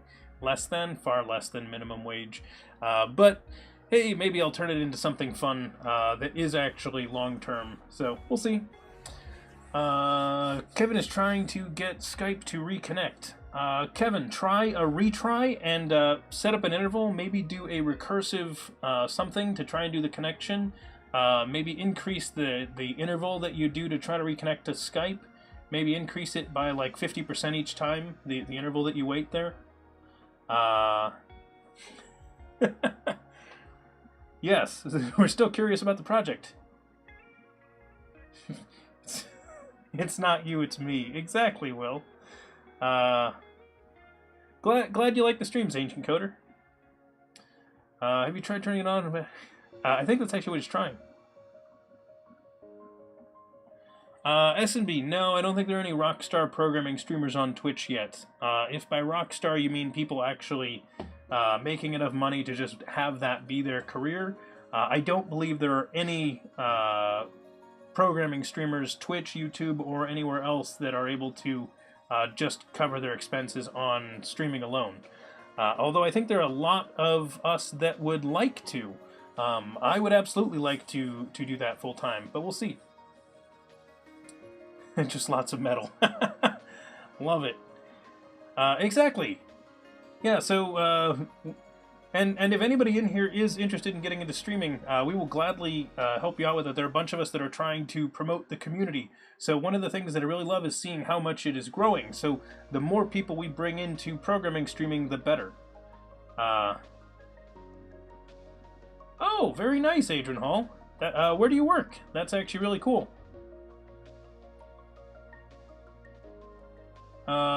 Jonathan Blow gets a lot of viewers and probably makes a decent amount. Could be CM Griffin. I don't actually know. I don't actually know how much any of those people make. Yeah, Ancient Coder. When Lucky Number 7 usually gets those high numbers when we raid him too, because he's usually around like 70 or 80 viewers at any given time, and then we usually raid him in an extra couple dozen. Let's see. From what I see on YouTube, it's the more you spend on wasting money on cam, the more you earn. Could be Pyro. So basically, the more you up your tech and everything like that, the more popular your stream gets. So totally possible. Okay, let's take a look at our code change here and get this committed while we're able to do this. So I'm okay with those. I don't know about these messages. What do we think about this? Voting hub date, retry in... I think I'm going to remove the date part that we're doing here. But it might be useful. We'll leave it in. We'll keep these messages here.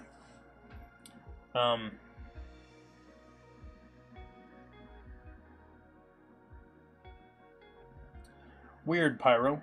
If you want to earn money from streaming, go Fortnite. It's not all about money, I think. Yeah, exactly. But I think the idea would be, you know, to actually be able to do it without it having to be a loss, I think is what most people would go for. Tech help, it makes the stream more watchable, and since one isn't all cluttered up with stuff barely working. Yeah, exactly. Yes. Yeah, so you'd think, so content should be the important thing, and I agree there, and I hope you all like our content, and if anybody ever does have feedback on that, please let me know, because we are always trying to improve the stream. Okay, so I'm going to commit this code. Nightmare, thanks. I didn't see if you followed, hopefully you did, and if not, you know, I haven't been clicking these buttons today. But everybody should join our Discord. That is actually one of the best ways to stay in contact with me and everybody else that's here. I also want to mention that we have a GitHub where you can check out all our code. And hey, Kevin's calling back in. So, let me see. Did that... Okay, it automatically connected that. Let me see if he comes in. Did it give you the right audio device, Kevin? Hang on, I don't hear you yet. Yeah, hang on. Audio and video settings. You're on the right one of those. Wait, where? Hang on, Kevin. I see you, but I don't have. Can you hear me? You can hear me. Okay, I'm not hearing you yet. Is that on my end or yours?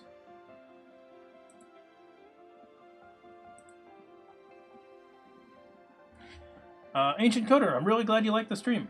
Thank you.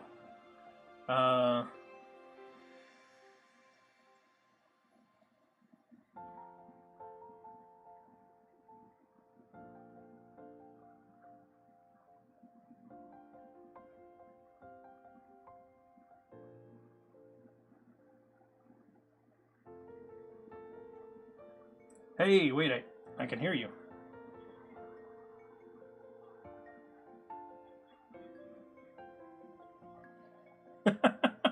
Yeah, that mic is terrible. Okay, so since that kind of worked, I'm going to try to bring him in by refreshing this source that he's coming in on. So that is showing there. Okay, do you guys see Kevin? And Kevin, talk so we can see if we can hear you. Wait, I'm not hearing you right now, Kevin. We're not getting anything. Alright, I'm going to switch the crappy mic. Sorry. Like, everything that could have possibly have gone wrong went wrong in, like, that moment. Sounds good. Let me just make one audio adjustment, and then we'll try this again. Alright, try speaking now. Does everybody like the audio better now? No, I was kidding. So what I did was I muted you. There. Yeah, I was like, you like the improvement I made to the audio, and I clicked your mute button. I appreciate it. I feel the love. I love how Ancient Coder's like, no, he is muted. It's like, yeah, that was intentional. That audio was painful. All right, so the good mic doesn't work. So that's there for show now. That's good. All right. What brand mic is that we should avoid then? Are you saying? Well, it's not my mic. I think it's my mixer. My mixer's been having problems. Okay. So, like, another restart would probably fix it, but we don't have time for that. Let's. Yep. Ain't nobody got time for that. Yeah. All right, cool. I'm reconnecting live share. So what was I was apparently saying something when we fell off. What was I saying? I don't remember. You were talking about something. You had some example of something. We were talking about, like, automatically refreshing the page when on disconnects. So one of the things that we did for our clients a long time ago is we needed to enforce refreshes whenever we updated the application. So if we forced the shutdown and restarted the process, we needed everyone to refresh. And one of the simple things we did was every process ID, we generated a GUID that we would send to the client. And what the client would do is whenever it reconnected, it would say, well, here's the GUID I have. Am I running the latest version? And we would do a quick check and tell it yes or no. And if we ever said no, it would just window refresh or window reload. Nice. Because also in, like, a scaled environment that still works, or that could still work. Yeah, because here the problem that we'll run into is if I actually made a change to the JavaScript, it doesn't know that yet. Yeah. That's an interesting challenge, yeah. All right, I am reconnecting live share. I love that concept. We should do something like that. Looks like you're in. So, Kevin's back. Okay, I'm going to commit this code change that we did, and we're going to call this, connection retry logic, hub connection retry logic.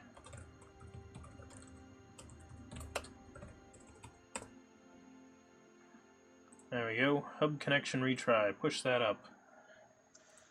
So, Pyro, the reason I chose a GUID was I wanted something that would always be unique. That way I couldn't accidentally have, I couldn't accidentally mess it up. So a GUID, whenever it's generated, is guaranteed to be unique, guaranteed. So it was a safe assumption, and it's built into .NET already, so I can ask it at any time, give me a new GUID, and it just spits out a string. It's very useful. But I'm sure there's probably at least 20, 30,000 different ways to solve that problem. So probably what the other thing that we could do is we could, like, generate a hash or something like that of something and be like, oh yeah, like we need to, reload whenever the hash changes. I've done that on other projects as well. Is the we'll do a hash of the important files at startup, and if that changes. Yeah, that I think that is a nice way to do that. For now, I think this gets us much better than where we were, so it gets us to a pretty good spot. You want me to follow you? Okay. Oh, are you? I'm sorry. I'm just clicking on random stuff on the screen. Yeah, so Kevin's exploring VS Live Share right now. There are some interesting options like focus participants right here, which that sends a message to Kevin telling him, hey, you should follow me, and anybody else too. So if you are working with a bunch of people connected in the same thing that might be all in different files, if you want to get everybody into the same file all at once to do something, that's the way you can pull everybody in. Oh, that's funny. Pyro also said you could just do it hashed. Yep. Yep, just a hash value of the file. See, I wasn't the only person that thought it could just be a hash. Okay, so here's what I was thinking when we were looking at this. These two functions are the exact same code. We have a lot of repeat. Yep, I was thinking the same thing. So the only difference between them is this message and this. This is the only difference. Yeah. So why don't we do this? Instead of do this, we'll call... Whoops, I am still focused on you. Let me... Don't focus on uncheck me. That, yeah. There we go. So looking at this one... Well, here's what I'll do. I'm gonna duplicate this, so we'll leave the old one behind. We'll call this start hub connection. This is going to be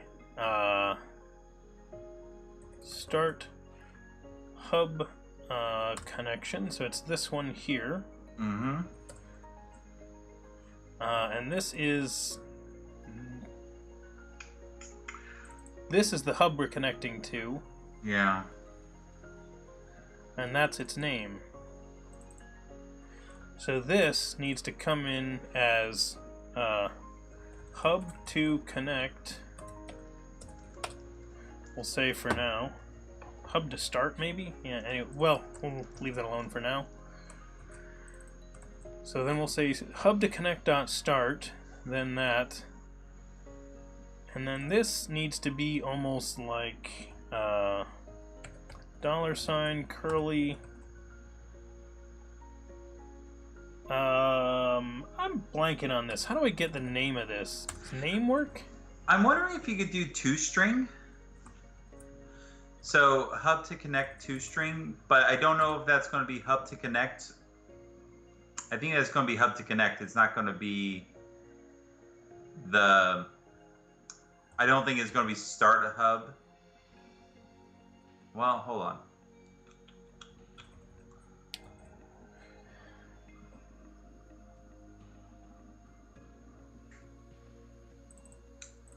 Yeah, I'm not quite sure. Either way, this one's modified to be generic now. Yeah. So let's remove the call to the bot hub one. Pass in the bot hub connection right here.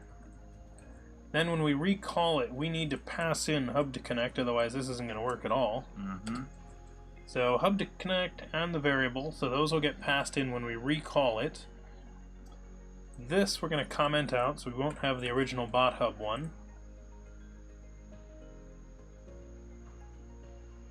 Oh, that's funny. It says right, so it's going to say retrying there, only if we need the retry. And this will be start hub connection. Passing in the bot hub connection. And we don't need the second parameter because it has a default value. Yep. So let's try that and see what happens. Well, that was creepy. Sorry, something that just happened off screen. So I closed a window off screen and I just got like Dave here up on my screen. all like creepy and ginormous, and I was like, whoa, that's weird. That was a very large picture of him. I was creeped out for a moment.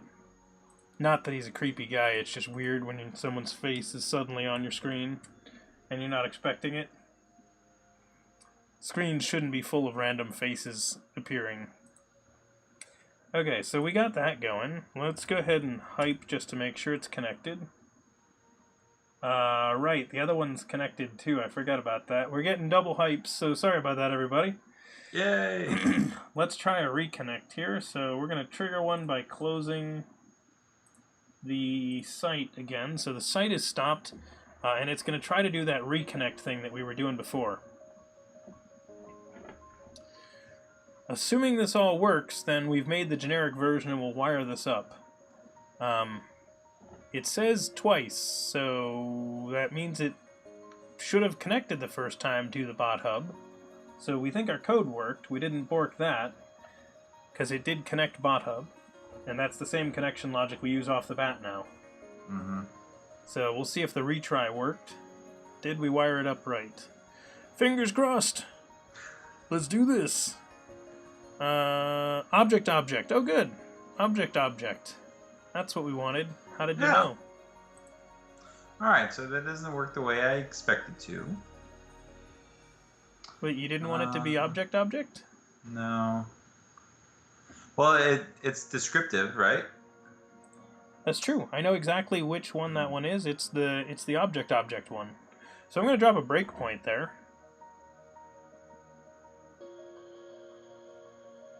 Well, I was hoping to connect it. There we go.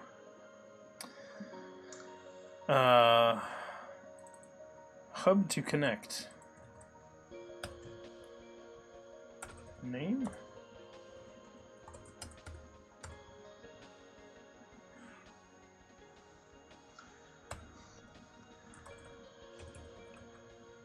Connection? You might have path, which might be the best we can get out of that. So, or you have base URL, so there might be another path in there. I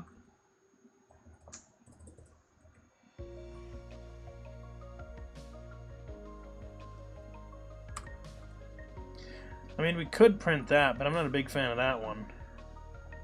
Yeah. Was there anything else in here?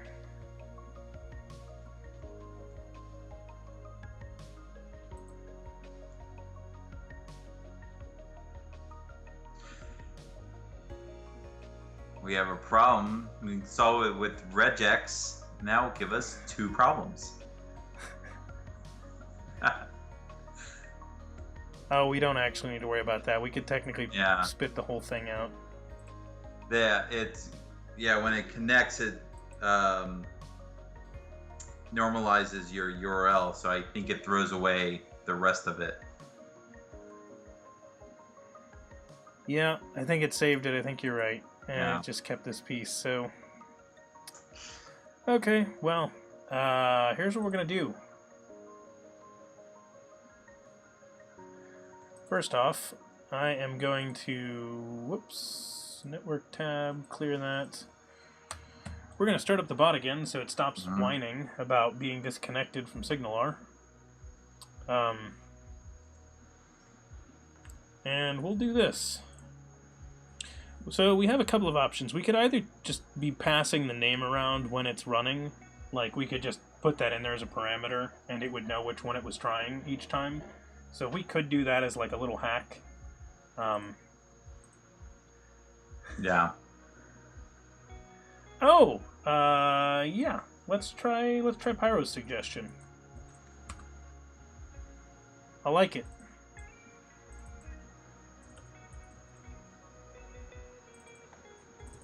We'll see if that works, but I think that's just going to get us the SignalR connection, not the variable name. But we'll take a look, see, I guess. Yeah. And actually, just to make it work a little bit nicer, I'm going to spit it out here, too. We're going to say, at the initial point, we're going to say connecting to.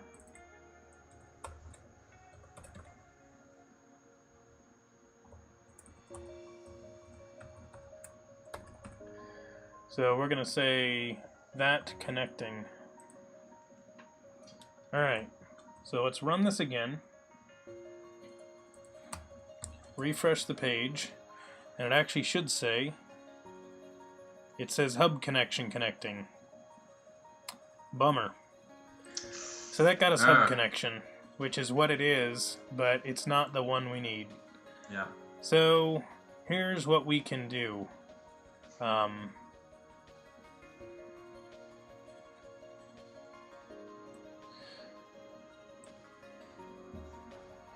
Actually, yeah. No, we can't get it because we change it as soon as we come into the function context. We lose its previous variable name, as far as I know. So what did we say? It was connection and base URL? I think that's it, yeah.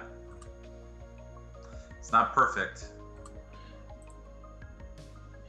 So I'm actually going to readjust this. I am going to take this value and I'm just going to say, instead of this structure, connecting to that. Whoops.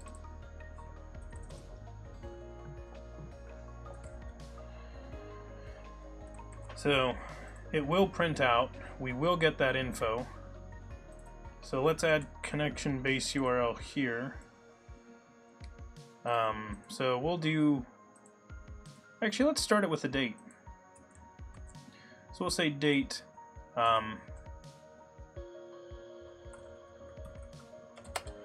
Retrying connection to that in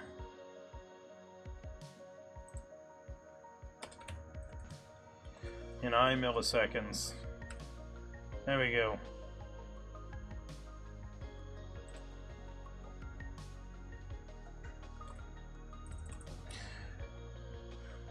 So let's toss the date at the beginning of the other one too. So those are now our messages, which means we no longer need this. Mm-hmm. And that means that this other one can use this same one. So we don't need a special one for voting anymore. We can just do this and pass in the voting hub connection, which means we go up to the top as well, and we say that, and then voting hub connection. Okay. That looks good. So refresh this, reload the page, confirm that the hype command works, despite the fact that it's going to be doubled up because there's one for the screen, and yep, there's some coming out the top that are appearing in the browser. So we know that's working. Second log is wrong, I guess. Stool Penner, hang on, let me read you guys' messages in a second here. Let me stop the site and we'll watch for this. Can't you just go old school and do like a virtual abstract string variable or something and then override that in the object class itself? So Pyro, yeah, we might be able to do something weird. Setting an extra variable on the object that has a name or something like that when we create it. We could do that, actually.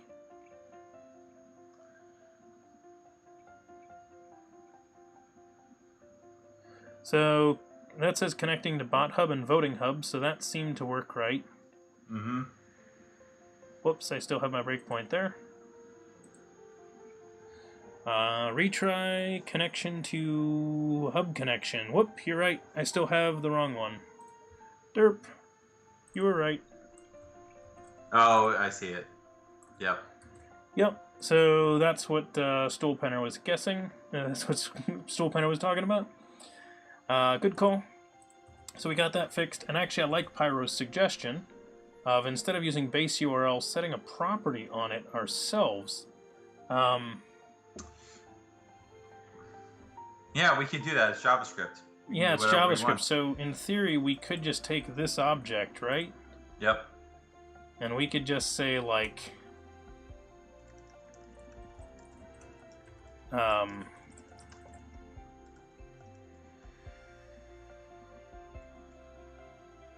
I don't know, .name, hub name. That looks good enough to me. We could just cheat like this, is Yeah. what he's suggesting. It's kind of hacky, but then it should have a hub name variable that we can just use. At which point we would just have that value instead. So, Sync Stuff. So you said you were a consultant. I am a self-taught programmer student who's a web designer. Is there a reason why you don't just work as an employee developer somewhere? Sync Stuff. I have worked as an employee developer in a lot of places. It's what I've done for a good portion of my career. And actually, you can be a consultant working for a consulting firm, which I've also done a lot of. I've done that too. Oh, did I hub with 2? Yes, I did. Thanks, Will Bennett. And then, yep. Okay, there we go. Fixed. Let's go ahead and run this.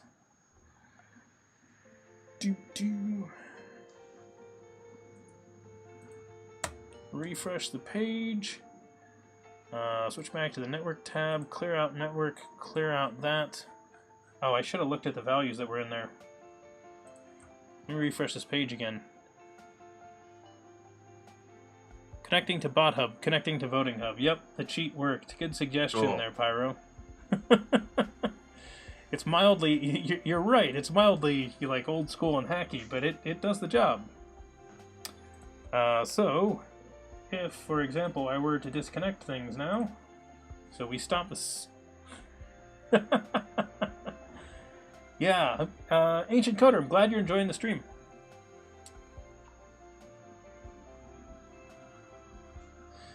And, yeah, well, it's good to know that you're not just a pretty hidden face there, Will Bennett.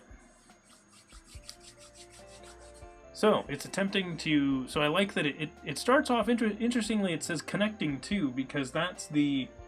So, like, because it's trying to do the connection. Yeah.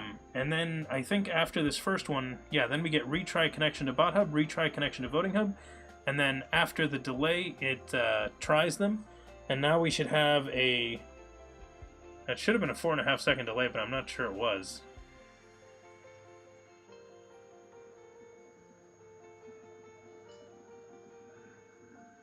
How long are these delays coming in?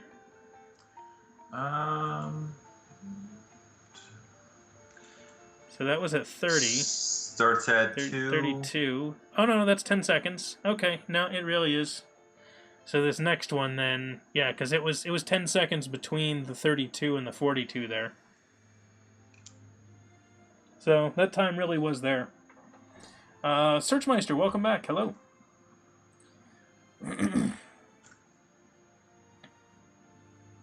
Ancient Coder being a fitting name.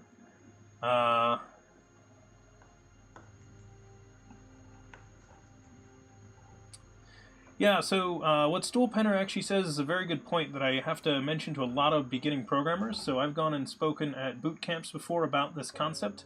Wherever you are going to go program, that really is setting up what your experience as a developer is going to be. So if you work as a consultant, you will know a lot of different things, and you'll dig into a lot of different stuff. So if you want a breadth of knowledge about a lot of different technologies, a lot of different domains of business, consulting is the way to go for that sort of thing. If you want to dive into one specific type of business, learn its ins and outs and that sort of thing, you go work at a company that builds a product or has internal software that they use. Kevin, are you consult these days? Yeah, I've been running a consultancy for about 8 years now, 7-8 years, and I fully agree. If you spend any time at all as a consultant, you will work on a variety of different projects, and I think the most important skill it teaches you is how to learn quickly, because we are thrown into projects all the time where we need to become experts in a week, and then we have to start providing value. There's no time to really sit around and learn and become an expert in a technology. You have to do that extremely fast. And yeah, work a year as a consultant, it's worth maybe like 3 years in a single job, single stack. I always say now, if I went to a non-consulting job, I might have 10, 11, 12 years of experience on a resume, but because of the number of projects I've worked on in that time, it's easily like 30 years worth of experience within our industry. Just you learn so much and you have to learn so quickly. It's a different skill set. Yep, well said. I think I've heard one of my favorite sayings of things like that is there are some developers with like 5 years of experience and some developers with 5 years of the same experience. Yep. Do you have 5 years or 1 year 5 times? Yeah. Yep. So it's part of the reason why I do recommend, even if you are going to work on an in-house project or a product company or something like that, if you're going to do any of that kind of job and not be in consulting, that you do need to make sure that you're looking outside your own organization because you'll be less exposed to new ideas and things like that. So it becomes even more important to make sure that this is going to sound funny, to make sure you go out and expose yourself to as many people as you can. Hey now. This is a PG-rated stream. Yeah, I know. I think you guys all know how I meant that. What I meant is, you go out and you get your big jacket on. You go out into because it's raining, and you don't want to. So then you go to like a conference or something like that, or like a code match or something. You go there. Yep. So. No, Snable. No. Consultants are not better developers. They're exposed to more breadth of stuff. And the way that you avoid what we're talking about of having the same year of experience over and over and over is making sure that you're learning new things and exposing basically mixing your ideas with others. So get out there, watch streams, watch YouTube videos, go to user groups, talk to other developers about it. Go to workshops at your conference, pair program with other people while you're there. Go to open spaces at these events and talk with the other developers about how they're solving problems. Bring those ideas back to your organization and add them in. And that's what we mean when we say, try to expose yourself to the rest of the community, is you really need to get out there and get these ideas. And that's what we're talking about. So exactly, what Pyro just mentioned there, consultants are people that bring in a fresh perspective because the consultants didn't come from your organization. But then when they go in to bring you their perspective, they get some of yours as well. And so that's also why the consultant has such interesting perspectives, is because they've picked up perspectives from their previous clients as well that they're bringing in. So they have their own experiences, they have experience they've heard about from other people, and that's why you want to bring in consultants. So as funny as it is, they really have been exposed to more stuff. So they're like, man, this conversation, I was just thinking about this, it's like, yeah, they're exposed to more stuff, they've picked up everything from everybody they've been with along the way, yeah, you can't back out of that one. No. Just keep moving forward. This conversation didn't get better. Was that Larry's?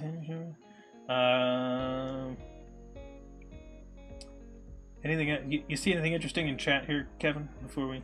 So, well, unfortunately, some companies depend too much on consultants. Well, as a consultant, I would say they don't depend enough on consultants. But I know what you mean. I go into some businesses where the team has a trajectory, and I'll come in with some new ideas. And usually, the most difficult part of my job is helping them see new perspectives, and that's kind of where you see the good developers from the less experienced developers, because when you throw new concepts at people, how quickly can they take it and run with it? That's a hard characteristic to train. I also say it's the difference between junior level and senior level is just the amount of experiences that you've had in your life. I know senior developers who have been at the same company for 25 years, and it's kind of what was it Adron Hall says is they are very good at doing a very specific thing, but if you ask them to do something new that they have never done before, that a lot of us would consider easy or simple or basic, they might not be able to do that. But these are people who know how to program COBOL on a mainframe and have been doing that for countless years. It's not discounting one group of people versus another.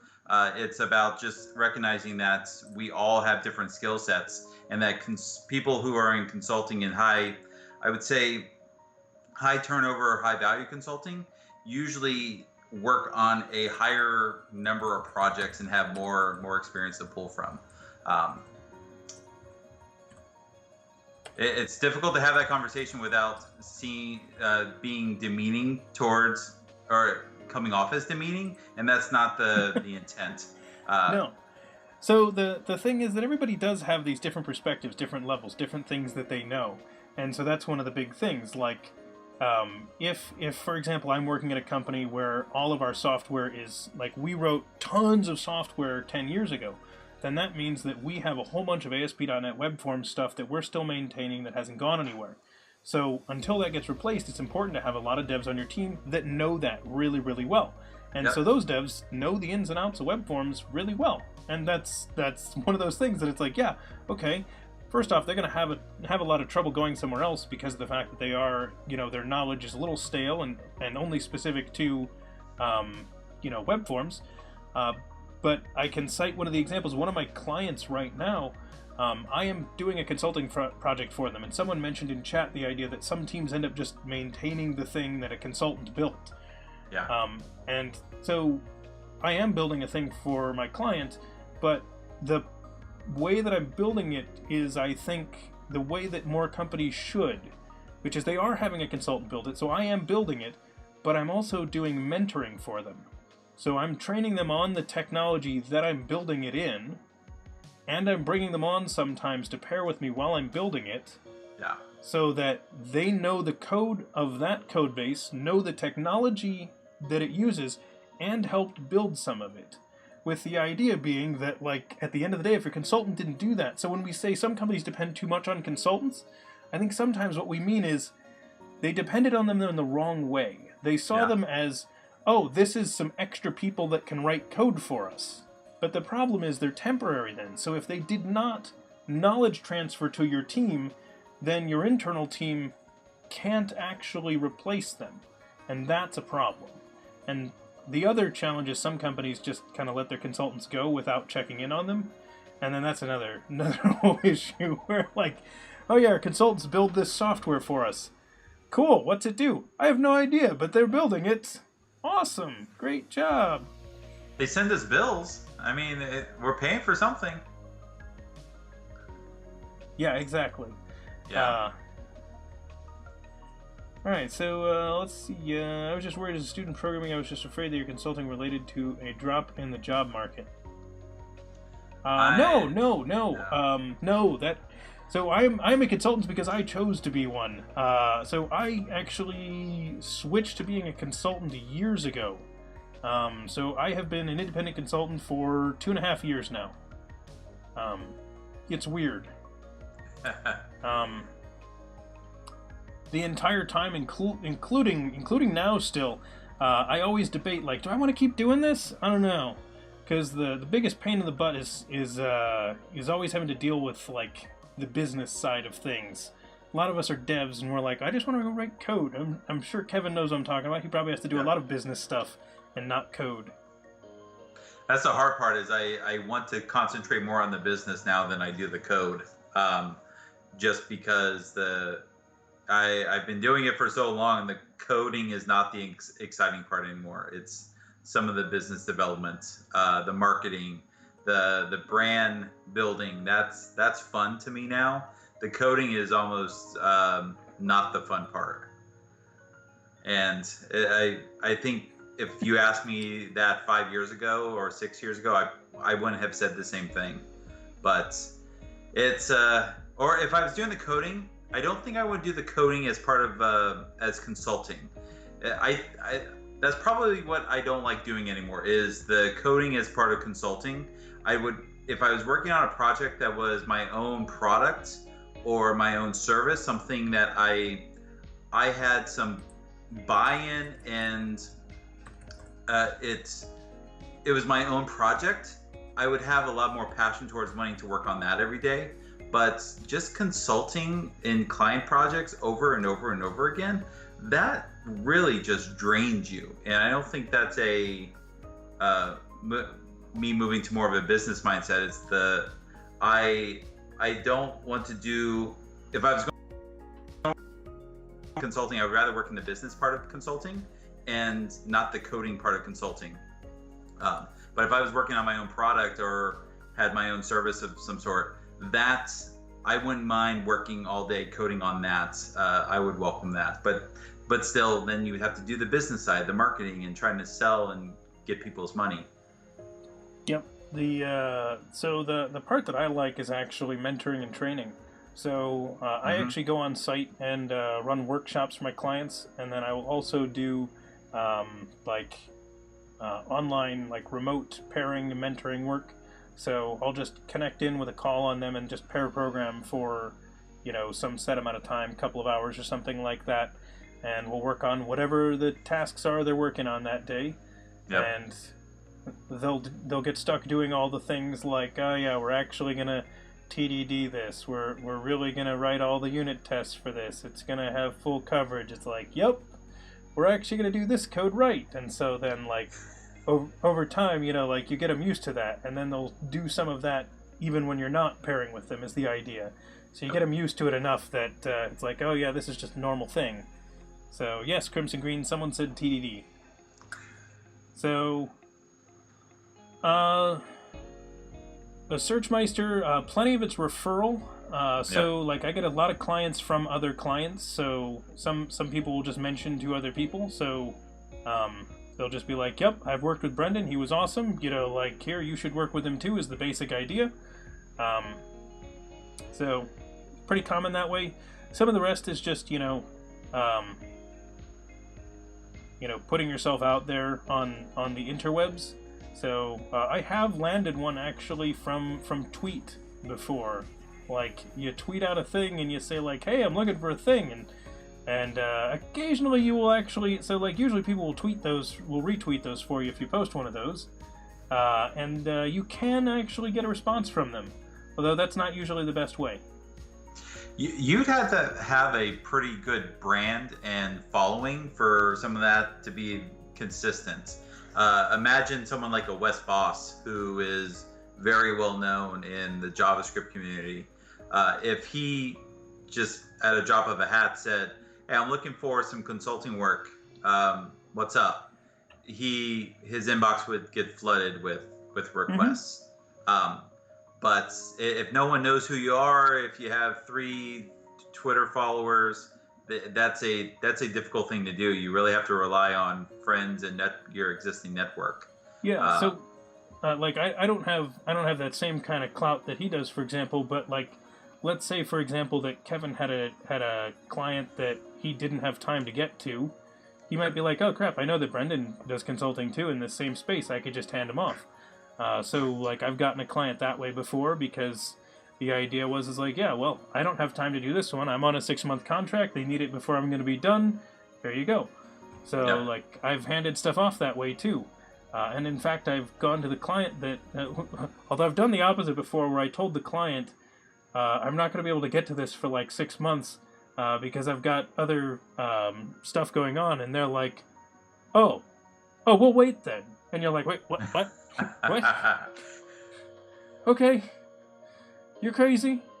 I had one of those once. It was actually a client. I wrote their original system, actually. That's the fun. As far as I know, Kevin doesn't have any gigs sitting around there. I was just giving an example. Because I actually have had another dev that I'm sure Kevin actually knows who it is. Not that I'm going to mention names. But we're in a lot of the same circles, so I'm sure that he actually does know the person.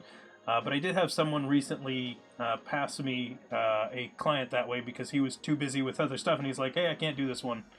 Here. Yep. And it was just like, here, client, talk to Brendan.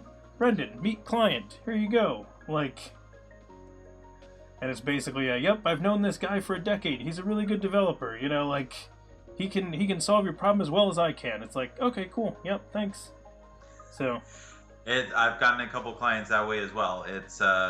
And it's always mutual. So if I get a client that way, I might give a client that way. Yep.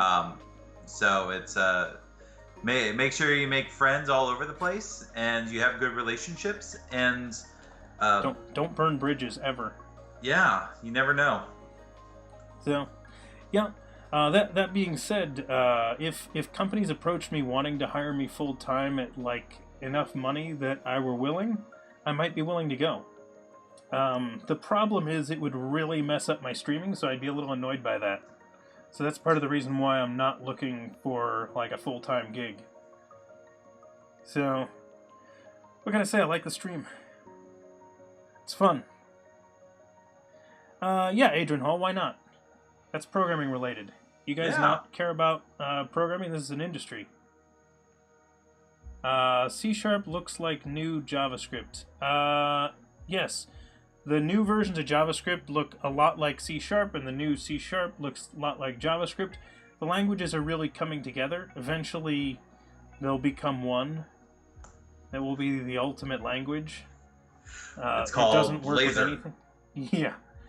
It's called The DOM Still Sucks, so deal with it. Yeah.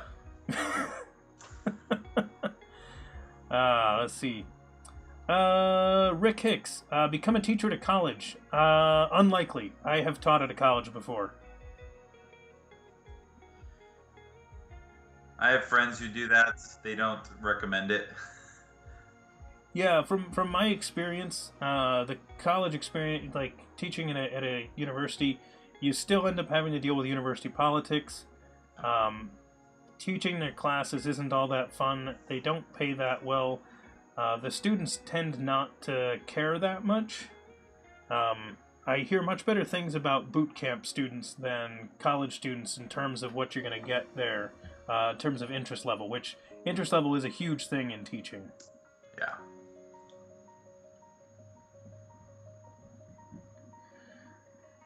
You're streaming right now and you would love to be a part of this chat. Bar friends, you're streaming to... I would love to be a part of this chat.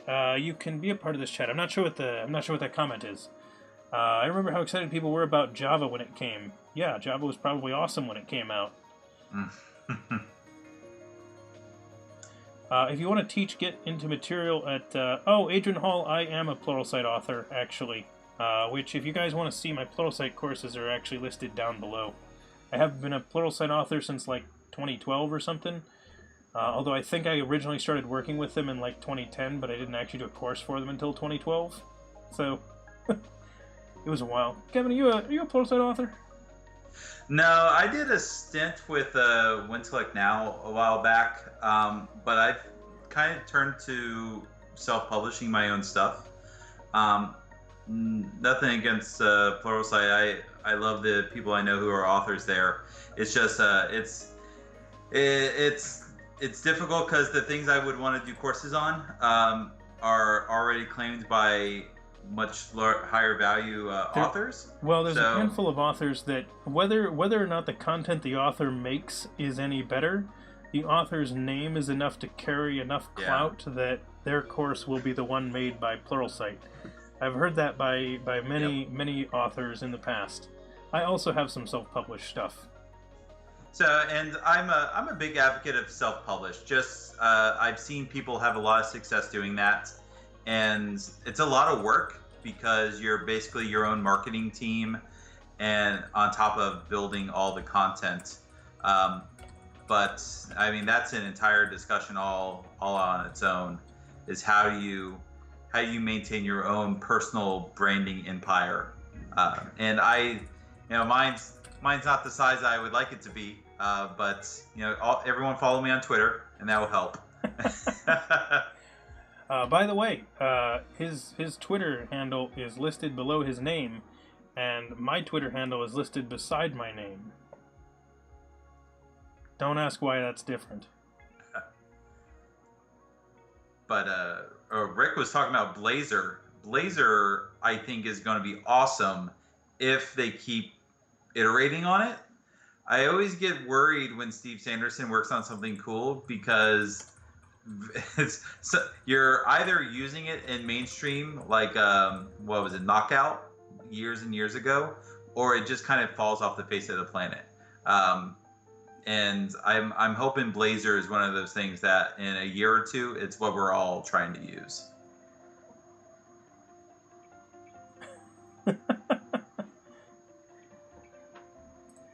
Yeah, so I actually do think that that it is actually in those years what we're all going to use.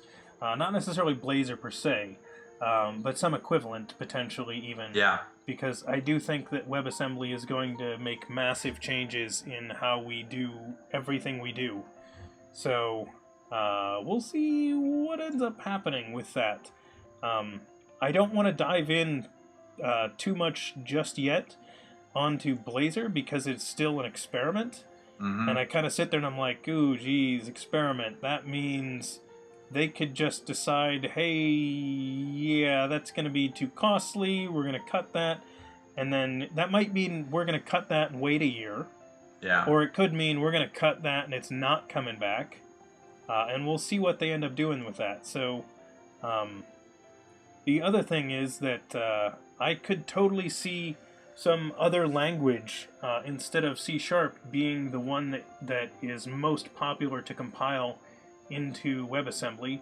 Not that I would even think at all that C# would be the most popular one, but C# is a reasonably popular language, so if it can even be one of the leaders to be compiled into that, that would be probably a pretty good situation. And the thing I like most about it is once you get to that point, you can have shared libraries used by people running C#, running Java, running Ruby, running Python, running JavaScript. Like, you know, pick your language you want to use.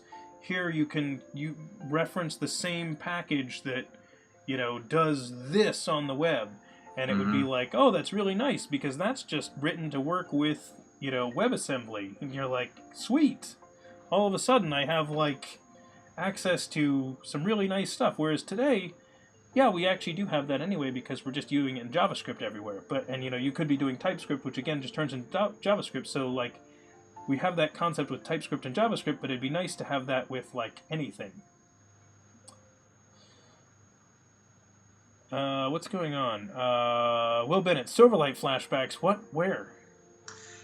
But you know, if you look at it, we've been programming in Silverlight today because .NET Core is based off the portable class libraries that was started with Silverlight. So if we didn't have Silverlight, we wouldn't have .NET Core right now. Yeah, I exactly, because they reused that those bits. So, everyone feels dirty now. It's like, oh, I've been using Silverlight in my .NET Core? Oh, no. Well, I mean, only kinda. So just for the record, so anybody knows, I back in the day, man, I used me some Silverlight. That was good stuff. I have a friend, I always learned that any talk he ever did, I should never use that technology because it eventually died. Then it's because he would do a Silverlight talk and a Silverlight talk and a Silverlight talk. And then he started talking about Light Switch. You remember Light Switch? I do know Light Switch. It used Silverlight, you know. It did. Until they turned it into SPA applications with JavaScript. He, what was it? Light Switch was basically Access Forms, the next generation. And he did a lot of talks on that, and that eventually got killed. So... Yep. I won't say his name because that might embarrass him, but he picks the wrong technology every single time. I know this guy, don't I? You might have seen him around. He's not as public as people in our circles. Oh, okay. Because I was gonna say, like, I was in a private meeting with the Light Switch team when they were letting all the Light Switch insiders know. Not that I was one. I'd actually just, weaseled my way into the room. When they actually told their insiders that it was officially getting killed before they'd made the announcement. And so I was thinking, if your friend's diving into these, maybe your friend was someone that was in that room too. I guarantee he was not. Okay. But it was just a funny one, because I've actually had to work on a light switch project before that was done for a client. I did not set it up. I did not push them towards light switch, although after having used it, I will tell you, I think there is actually a business case for it, but it's very, very specific. Yep. It's basically, did you need a web page that was for basic data entry of simple values, and it was going to connect to a fairly simple database, and you needed a bunch of people connecting to it, and you wanted it to be easily set up to be responsive so they could do the data entry on their phones, computers, whatever, and you're not a programmer, and you're not going to try to build any complexity into this? Mm-hmm. Cool. Light switch is your answer. If you deviated from that in any way, even if you're like, no, I'm a programmer, I'm going to want to do some extra stuff, anything like that, no, light switch is no longer your answer. You want to break from their mold? Don't touch it. Don't use it. Because it was great at exactly what it did. I actually have a project right now where we're converting an Access Forms project. We're building a web interface to it's the same data. We're copying some of the essence of what the Access Forms project was trying to accomplish, but they want a web front end to it. So I keep thinking Light Switch would have made this really easy because it's just CRUD. That's all we're doing. Yep, exactly. That is the funny thing, is there is that case for it. And a lot of devs will push back on us when we say no, there really is a case for this. But it's no, the case for it is not us. That's why we look at it and say it's wrong. If you're a developer, these are usually not it was not meant for you. This was meant for someone that kind of maybe knew a little bit about coding and could get Light Switch working. And that's the level of understanding they have of programming languages, is as far as Light Switch goes. So, Kevin, if I don't know how long you were planning on being here, but if at any point you need to duck out, just let me know and we'll wrap you up. Nah, it's all right. I appreciate the banter. Yeah, good. I was gonna say I'm having fun, but I don't want to keep you here if you've got stuff to get to. So anyway, so if we want to bring this back around full circle, back when before I got into SignalR, before SignalR was created, WebSockets was coming up as the new standard, but it wasn't official across all the browsers yet. And I remember going to the Mix conference. Brendan, do you remember Mix that Microsoft used to put on? Yeah.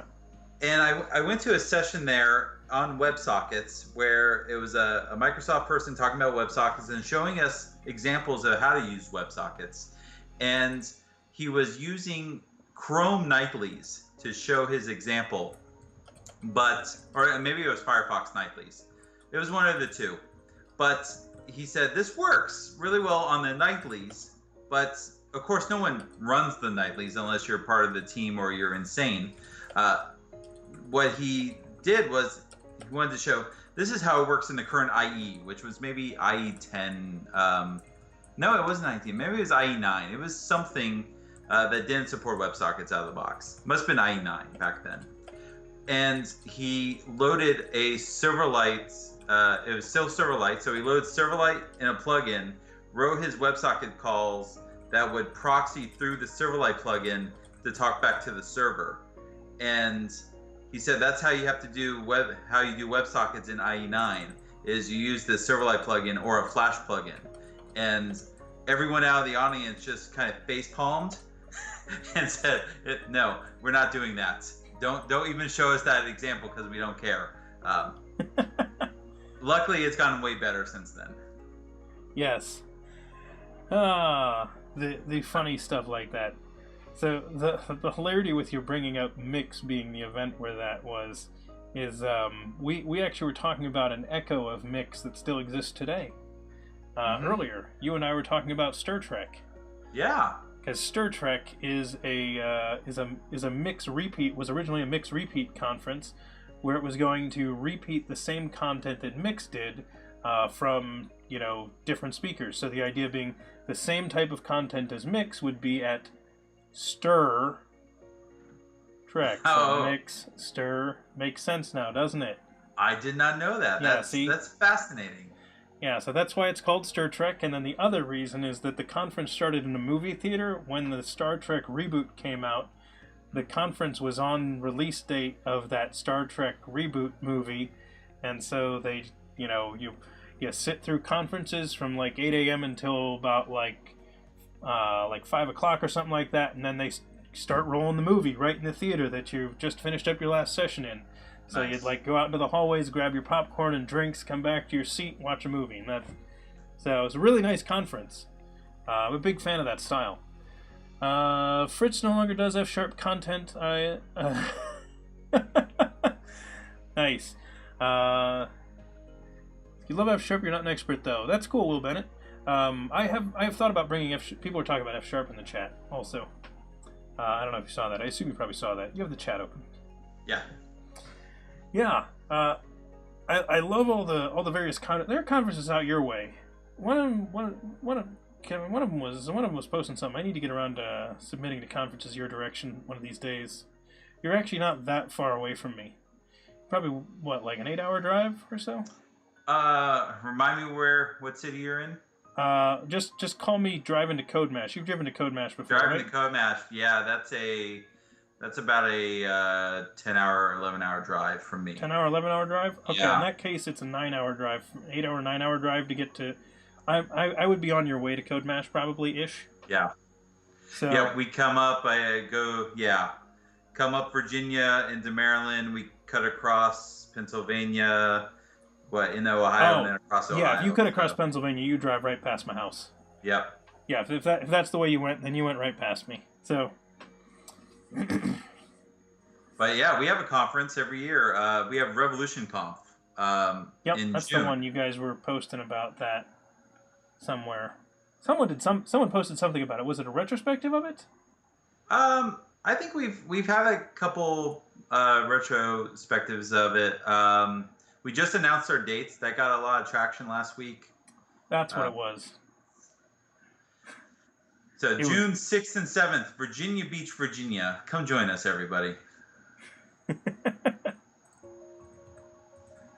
All right. Did we want to do a little bit more coding? We can keep talking, obviously, even about this while we code, if you like. Well, I think the only other thing to do, I think, is after we pulled out Vote Hub, we could pull out Hangman Hub, and then the abstraction's done. Remove repeat code. So you're thinking pull out Hangman Hub.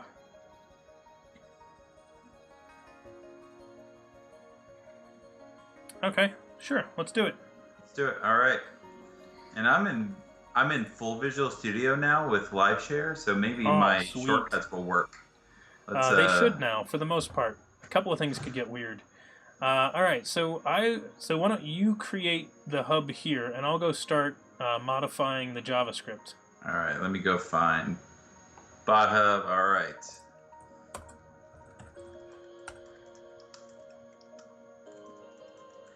Hangman Hub. Yeah, so just so you guys know, over in chat there, I do want to do F# on stream at some point. I am going to bring on some people that actually know F# better than I do. So, because, I think that's the smart thing to do.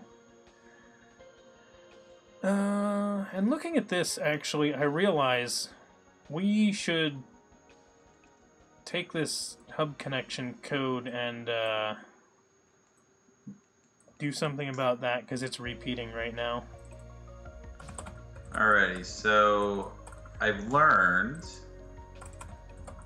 So I told ReSharper to move to a new file, but live share does not reflect the new file.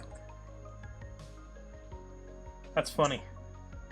So do you have a Hangman hub in your hubs folder? Let's take a look. If Hubs. not, I need... Nope. No? Alright, so... Alright. Let me try it on my end. Alright, I see it now. Okay, Alright, cool. lesson learned. Don't let ReSharper do stuff in live share. So ReSharper has not yet figured out how live share works all the time. Alright.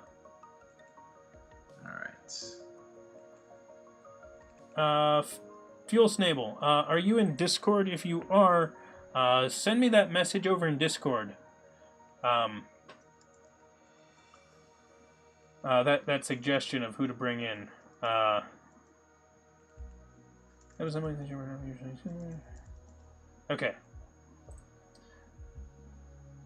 So that should start up the hub connection, and then down here for the Hangman hub connection is what we want to use for the, we'll call them the Hangman events, messages, whatever we want to call these. Mm-hmm. Okay, and did you make it at, did you add the startup call for it? Yep. I did. Hangman hub. All your stuff wired up? I believe so. Sounds good. Let's go ahead and give this project, I'm going to give it a build first. Looks like it worked. Let's go ahead and run it.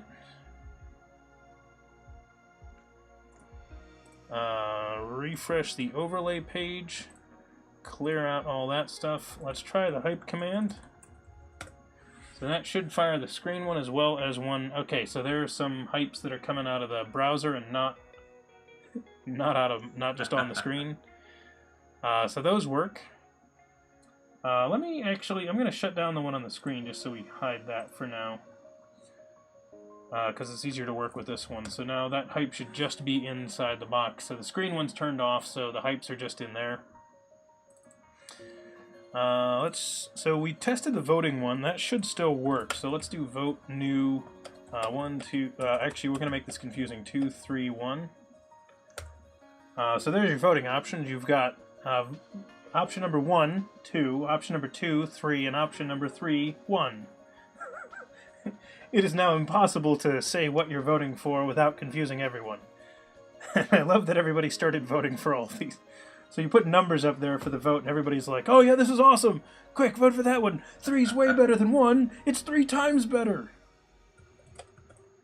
Alright, there we go. We balanced out the vote. So now, vote end.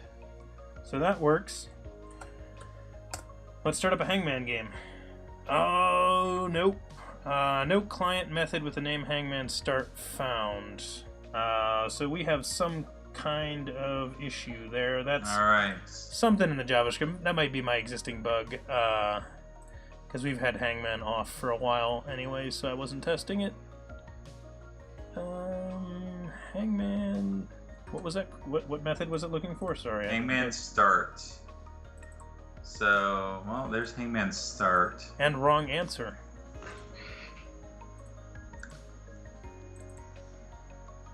Huh. Alright. We must have missed something. Well, did it connect? So... Wait, hang on. Why are there... Well, hold on. So that error occurs when the server tries to send the message to the client. So the client is not getting the message. Oh, because we didn't switch to it. Yeah, sorry. Yeah. Yeah, we didn't totally wire it up. The Hangman game. Let's go to that.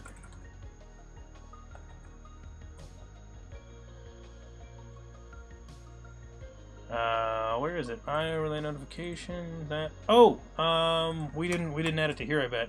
Yep, it's missing here. I don't know if you're locked onto me, but if you lock onto me, you'll see the one we missed. Let's see. Let's do it. There we go. Okay. Ah, yeah. Hangman hub context, and we will initialize that from a constructor parameter, like so. And then when we call that one, we're going to say hangman, hangman, hangman, and hangman. There we go. Alright, so let's retry that. Did they win? Oh, too many. Oh, the word was reboot. It was reboot. And we failed to get it. So that hangman died. Whoops. Every once in a while that one happens. That is, the project would not let go of the files, so it couldn't actually restart there.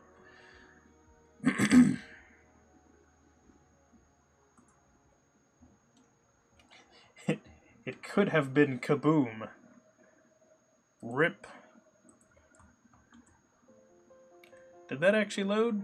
Nope. No. My guess on that one is one of the API connections it does at the beginning failed. I only have a bit of retrying on that. It retries for like 5 seconds, and if it fails, it just fails. Have you looked at Poly for doing those sort of retries automatically? We built a thing. It works pretty well. But someone mentioned that before. We haven't done it yet. Oh, connecting to undefined. Whoops. My bad. I missed one. Remember that little name trick we did? Yeah. Yeah. Let's just do that. Alrighty. That's just a detail. Connecting to Hangman Hub. There we go. Okay. Now, let's do a quick hype just to confirm it's connected. Yep, definitely connected. And now, we are going to do a Hangman game. Hey, there we go.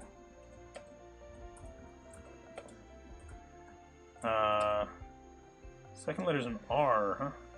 Oh, I know the word.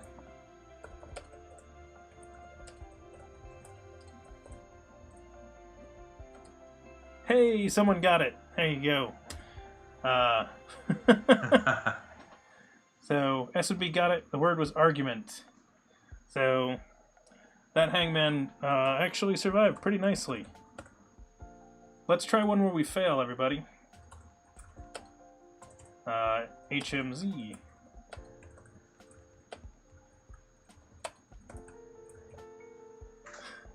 Uh-oh. Game over. So there we go. So it works nicely.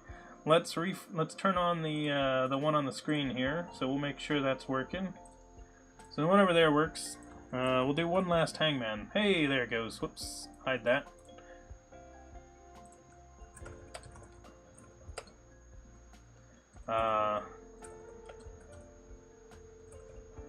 Starts with a T. I don't know what that is. T-A blank blank S? Ta-tas! What was that guess? Tacos? Oh, it could be tacos. You should have typed it in, Kevin. No, you should have that's typed all right. it. You let me win. I don't need credit. Taxes. Will, why would it be taxes? That's terrible. No one wants taxes. Tacos! Cool. So that worked. I like it.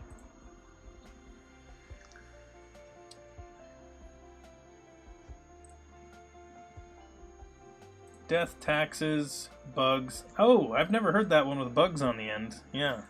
Me neither. But it I'm going to use feels that. about as true. Alright, so that is pulling out a hangman hub. Extracting a hangman hub. Hub. There we go. Cool.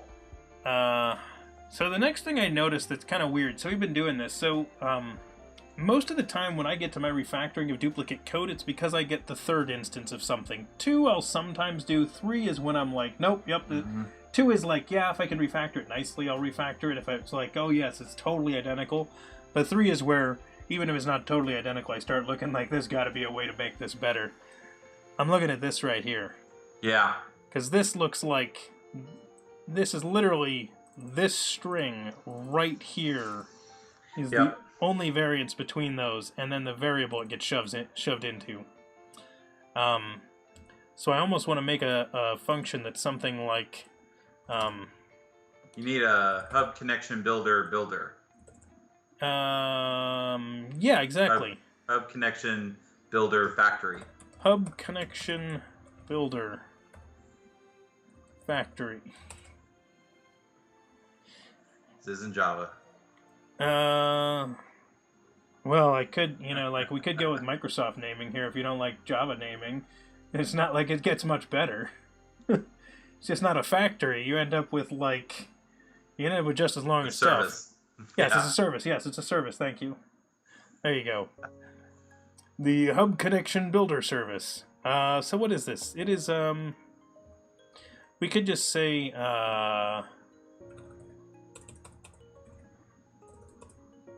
well, for now I'm going to do this, and we'll fix the name in a moment. So we're going to say my Hub Connection Builder. We'll fix the name afterwards. Step 1 is, figure out the code, right? Yep. Whoa! That's not how you spell function, Brendan. Let's see. This needs to take in hub name.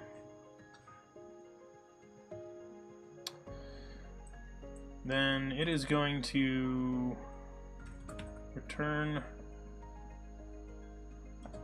well, for now that, just so I can write the line. So now it's going to return back this. So we're going to call this variable, yes, hubcon. Wow, that was smart. I can't believe it figured that out. Okay, so then instead of this, we're going to do hub name is what it gets set to. And then this one is going to be one of these with a hub name shoved in there. Is everybody in chat yelling at me about doing something stupid? Create hub connection. Will No. Bennett, you are correct. I don't have our unit testing framework set up in our JavaScript yet, which I need to do. So maybe I'll do that in one of these coming streams. So maybe that'll be next week. I'll join you for that. I am horrible at JavaScript testing. It's hard enough to do our testing in our C# code, but moving over to JavaScript, that's a whole nother level of pain. Yep. The cool part is I think what I'm doing is going to work. I think I can literally just replace it with this. I think so. It looks straightforward. Yeah, and it forces us to our convention. Yes. It puts us on a convention that we like already. Yep. And technically you could even in here, put in, hubs / hangman, right? And that'd still be valid, and that could still be your name of your hub if you wanted it to be, because it's just a string at the end of the day.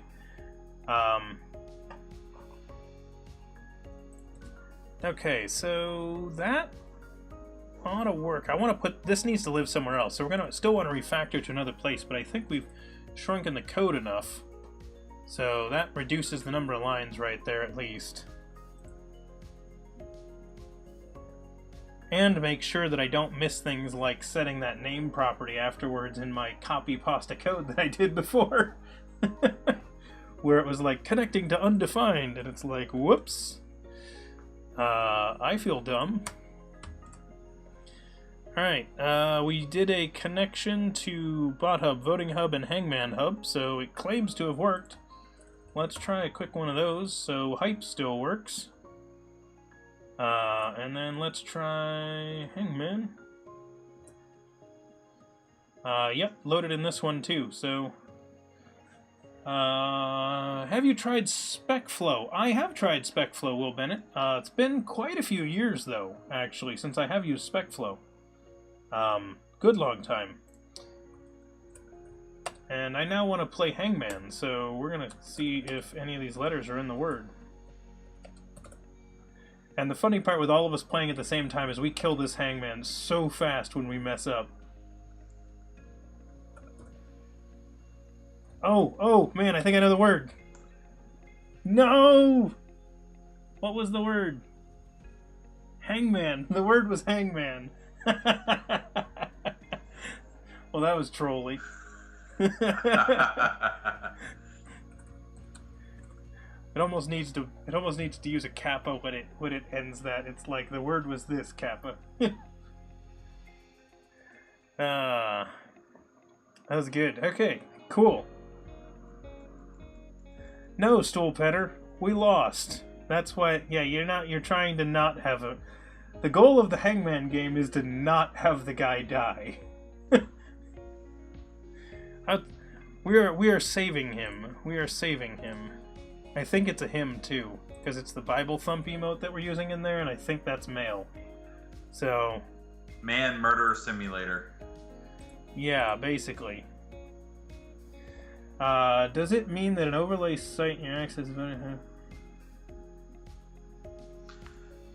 Yeah, so the overlay page that we're connected to through JavaScript connects to the SignalR hub called Voting Hub, Bot Hub, and Hangman Hub. So these are the URLs of these, and those are SignalR hubs that creates a WebSocket connection between our browser and the web server, which of course is all taking place on the same computer, so not that spectacular, but it's the type of communication. I could have that server be somewhere else, and my browser here locally could still connect to it. We should add a stool. No, we don't need that. We assume that there's an execution that's gonna like pull a lever or something, platform drops out from under him or something, but we leave that part out because that's morbid. We just say game over. So... Yeah, that would have been more entertaining back in the 1700s when they were going to hang someone. They just put them up on the pedestal and someone yells, R! Hey! Yeah, hadn't realized the historical nature of this game here, where people tried to guess the letters. That's how you saved the hangman, right? Your lawyer would go out there and would guess these letters for you. Your word has 17 letters. You go, crap. I'm dead. Actually, the funny part is the 17-letter ones, you're actually almost guaranteed safe. Long words are actually easier in Hangman. Yeah. Because you're more likely to guess letter, like, they have more variety of letters, so your random guess is more likely to hit one, and then you can get more intuitive guesses for the other letters. So it's the hardest words, someone analyzed what the hardest words were, and they're like these short little words that use really uncommon letters. Because you'll try all the other stuff like the R, the S, the T, the E, and the A, and you'll be looking for all these things. So it's a weird vowel and weird consonants. I forget which words are the worst. Hold on. Google that. Worst words in Hangman. Yeah, worst words in Hangman. Yeah, Will Bennett, supercalifragilistic, yeah, that whole big thing, that is found out so easily. So because that's only 2 letters, Fuel, those ones are actually still pretty easy to guess because there aren't all that many 2-letter words. Did you find something interesting on it? Oxygen. Oxygen rogue. Sounds like a really good one. Awkward. Bagpipes. Yeah. Zombie. So Yeah. they're going to tend to not have E's, or if there's an E in it, it's going to be an unhelpful one. Because the rest of the word has to be so weird. Yeah. Dwarves. I like that. That's a good one right there. Yeah, these ones, so like awkward, for example, you'd have to figure out the W's. Oh, rhythm. That's a good one. Has no vowels in it. Oh, yes, just pick another language, yeah. Well, either way, The point being, we're not trying to make our Hangman game super hard. So that's not the point of that. Yeah, Klingon. I'm just thinking Klingon. Extract, repeat, code. Gawk.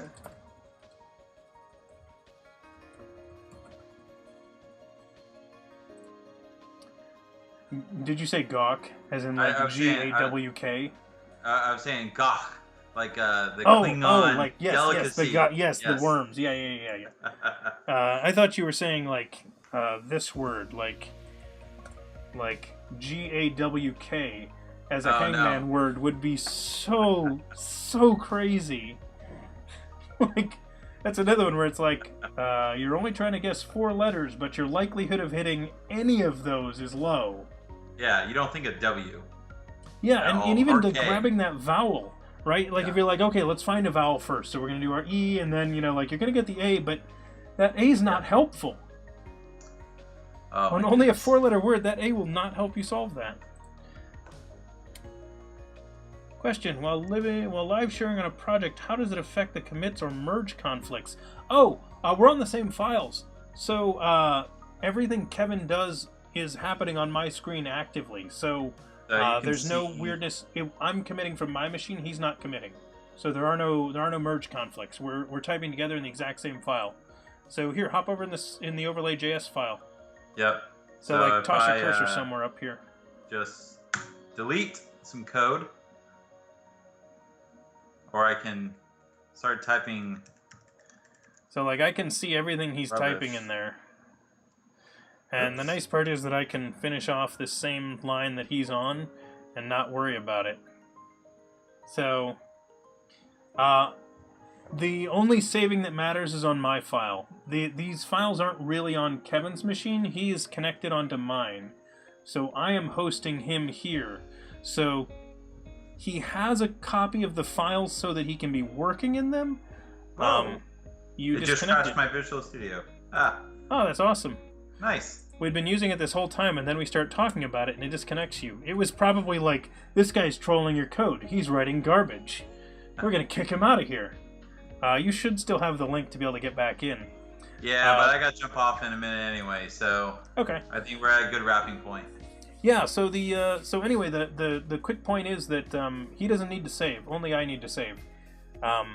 And it'll show me a little marker on my files, which is, that's really just my Visual Studio telling me like they're unsaved changes. So I might have to click the save button or build or something like that. Now, if I debug, the really weird part is that Kevin's going to get, like, it's going to debug on his machine, which is the really strange part. Mm-hmm. But he's really just connected into my debugger, and that's what's kind of, like, mind-bending, is he's not really compiling the code, and he's not really running it. He's just accessing my computer's information, and it's sending it over to him, which is going to be an important thing because we're trying to get them to get us a locked-down version of LiveShare. Because what I want to be able to do is I want to be able to actually have my viewers able to connect in and actually wander around the code while we're building it. So that's the end goal. Anyway, Kevin, you said you had to duck out. Yeah, it's that time. I got some other meetings I have to go off to. Sounds good. Not the you leaving part, not like we're trying to kick you out, but we made some progress, I think, and hopefully people learned some things about SignalR that they might not have already known. Yeah. I think you and I both learned a couple of things. I remember your first comment when you jumped in, you were like, that's neat. I didn't know you could do this generic hub thing. Yeah, yes, typing your hubs. I didn't know that they added that. Yeah. And that's really useful. Yep, it's exactly what we needed. So, awesome. Anyway, I think I speak for everyone when I say, thank you for coming on the stream and programming with us. It was a lot of fun. So thank you, everyone. Hopefully we'll have you back soon. And if people go subscribe to my stream, one of the projects I've started working on is we're building a text adventure game from scratch. So I'm trying to get a little bit more consistent with the streaming. But as a consultant, it's hard when you got deadlines and stuff coming up. So I'm trying to make more time for that. But thank you all. Thank you for having me on, Brendan. This has been awesome. Yeah, no problem, Kevin. I was glad to have you here.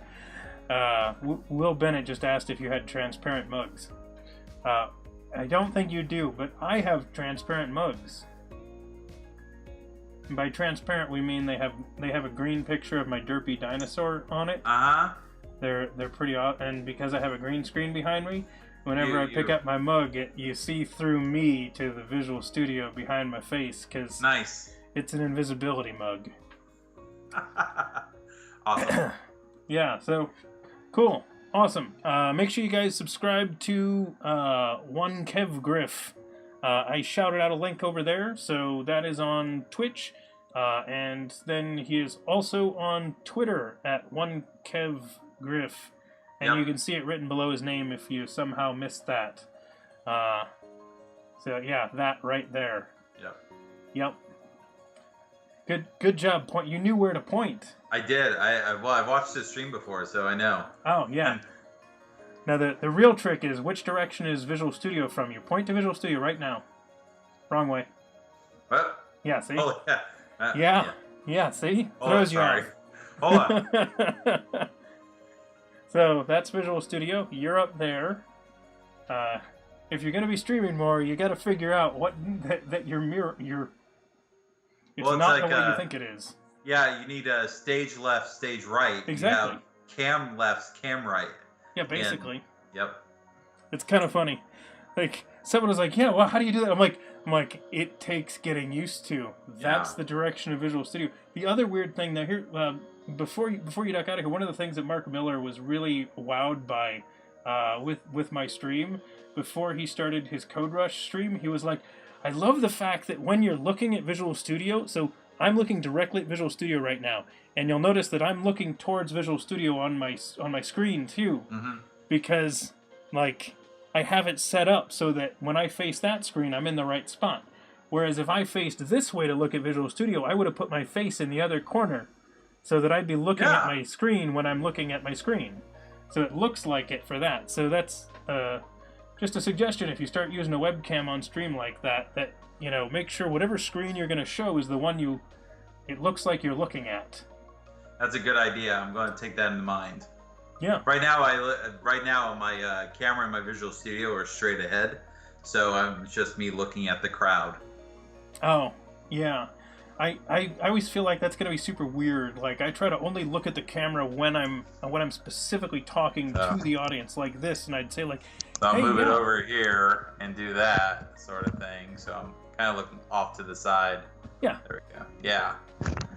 But who knows? Yeah. I could be wrong. It's something I do. I like it. People haven't yelled at me about it, so probably not too bad. Anyway, nice. I'm going to wrap up and cut you off here. So, Kevin, thank you for coming out and coding with us. Everybody say bye to Kevin. Thanks, everybody. And hopefully I'll be on again sometime. That'll be fun. Agreed. See ya. Alrighty. And good luck with your code mesh submission. Oh, you too. All right. Bye-bye, everyone. See ya.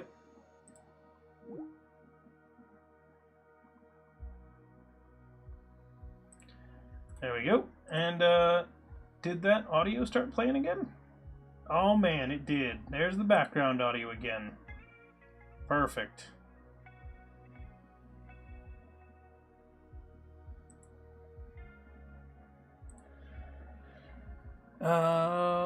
When did that bot come back? I thought the accountant stuff was banned. Suzuna, you talking about the Stay Hydrated bot? I have no idea. Did Stay Hydrated bot got killed or something? I was not aware of that. Anyway, I am going to remove that Kevin from the top up there because he's gone, so we don't need a frozen Kevin up there.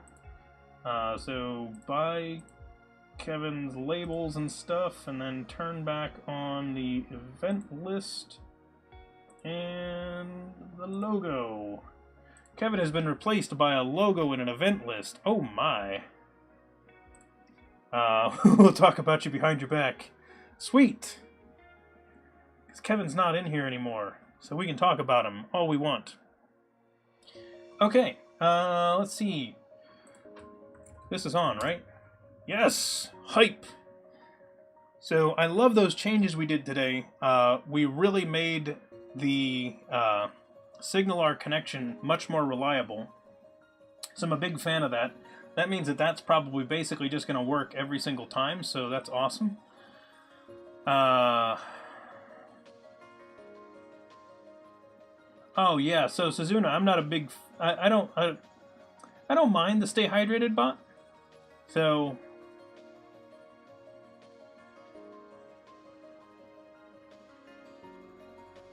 Warm Bodies, Frozen Kevin, Hangman, this stream is morbid. Yes, Stool Penner, very much so. Will it be easy to go from JS to C#? Draco, the transition from C# to, from JavaScript to C# and C# to JavaScript has actually gotten a lot easier. So if you're using the current version of ECMAScript and you're using the current version of C#, you'll notice a lot of similarities in the way the languages work today. From things like the lambda expressions in C# to the new, we'll call them, you know, the arrow methods in, arrow functions in JavaScript. Those are basically, they work pretty much the same way. JavaScript picked up what effectively is a for loop. They have construction and deconstruction of objects that works very similar to the way that the tuples work in C# as well. And that's true, Will Bennett. I was talking about funeral services earlier in the stream. So the C# and JavaScript transition anymore is getting smaller. It's actually quite nice, the differences. The syntaxes of them feel the same, so one of the biggest barriers when switching between C# and JavaScript is remembering which one you're in at any given time, because they look very similar, and if you get mixed up and accidentally use one the way you're supposed to use the other, etc., then you run into problems. So you just need to be careful and make sure you know which one you're in. Couple of other things I want to mention. I was doing some stuff for the stream yesterday while I wasn't streaming, and I realized it's content that I want to show on stream. So I'm going to do a stream sometime where we're going to show some stuff that's actually not programming, but is programming related, and it's a cool thing that I want to talk to you guys about. So I will be doing that sometime probably next week. And yes, S&B TypeScript and C# are going to be even closer probably than JavaScript and C#. Other things to mention. This Saturday, we are doing a solid Saturday stream. So we're going to be covering the interface segregation principle. And I'm going to load this onto the correct screen. So we're going to do that. So if you are interested in learning about the interface segregation principle, I recommend you check out Solid Saturdays here on the stream. So on Saturday, we're going to be doing this.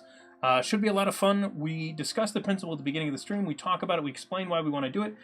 We show some examples of where we're either following it or not following it as well as we'd like on the stream in our own code bases. And then we do the rest of the stream coding as normal, but we discuss the principle while we do that. So that is the goal with our Solid Saturdays. So that will be in 2 days from now.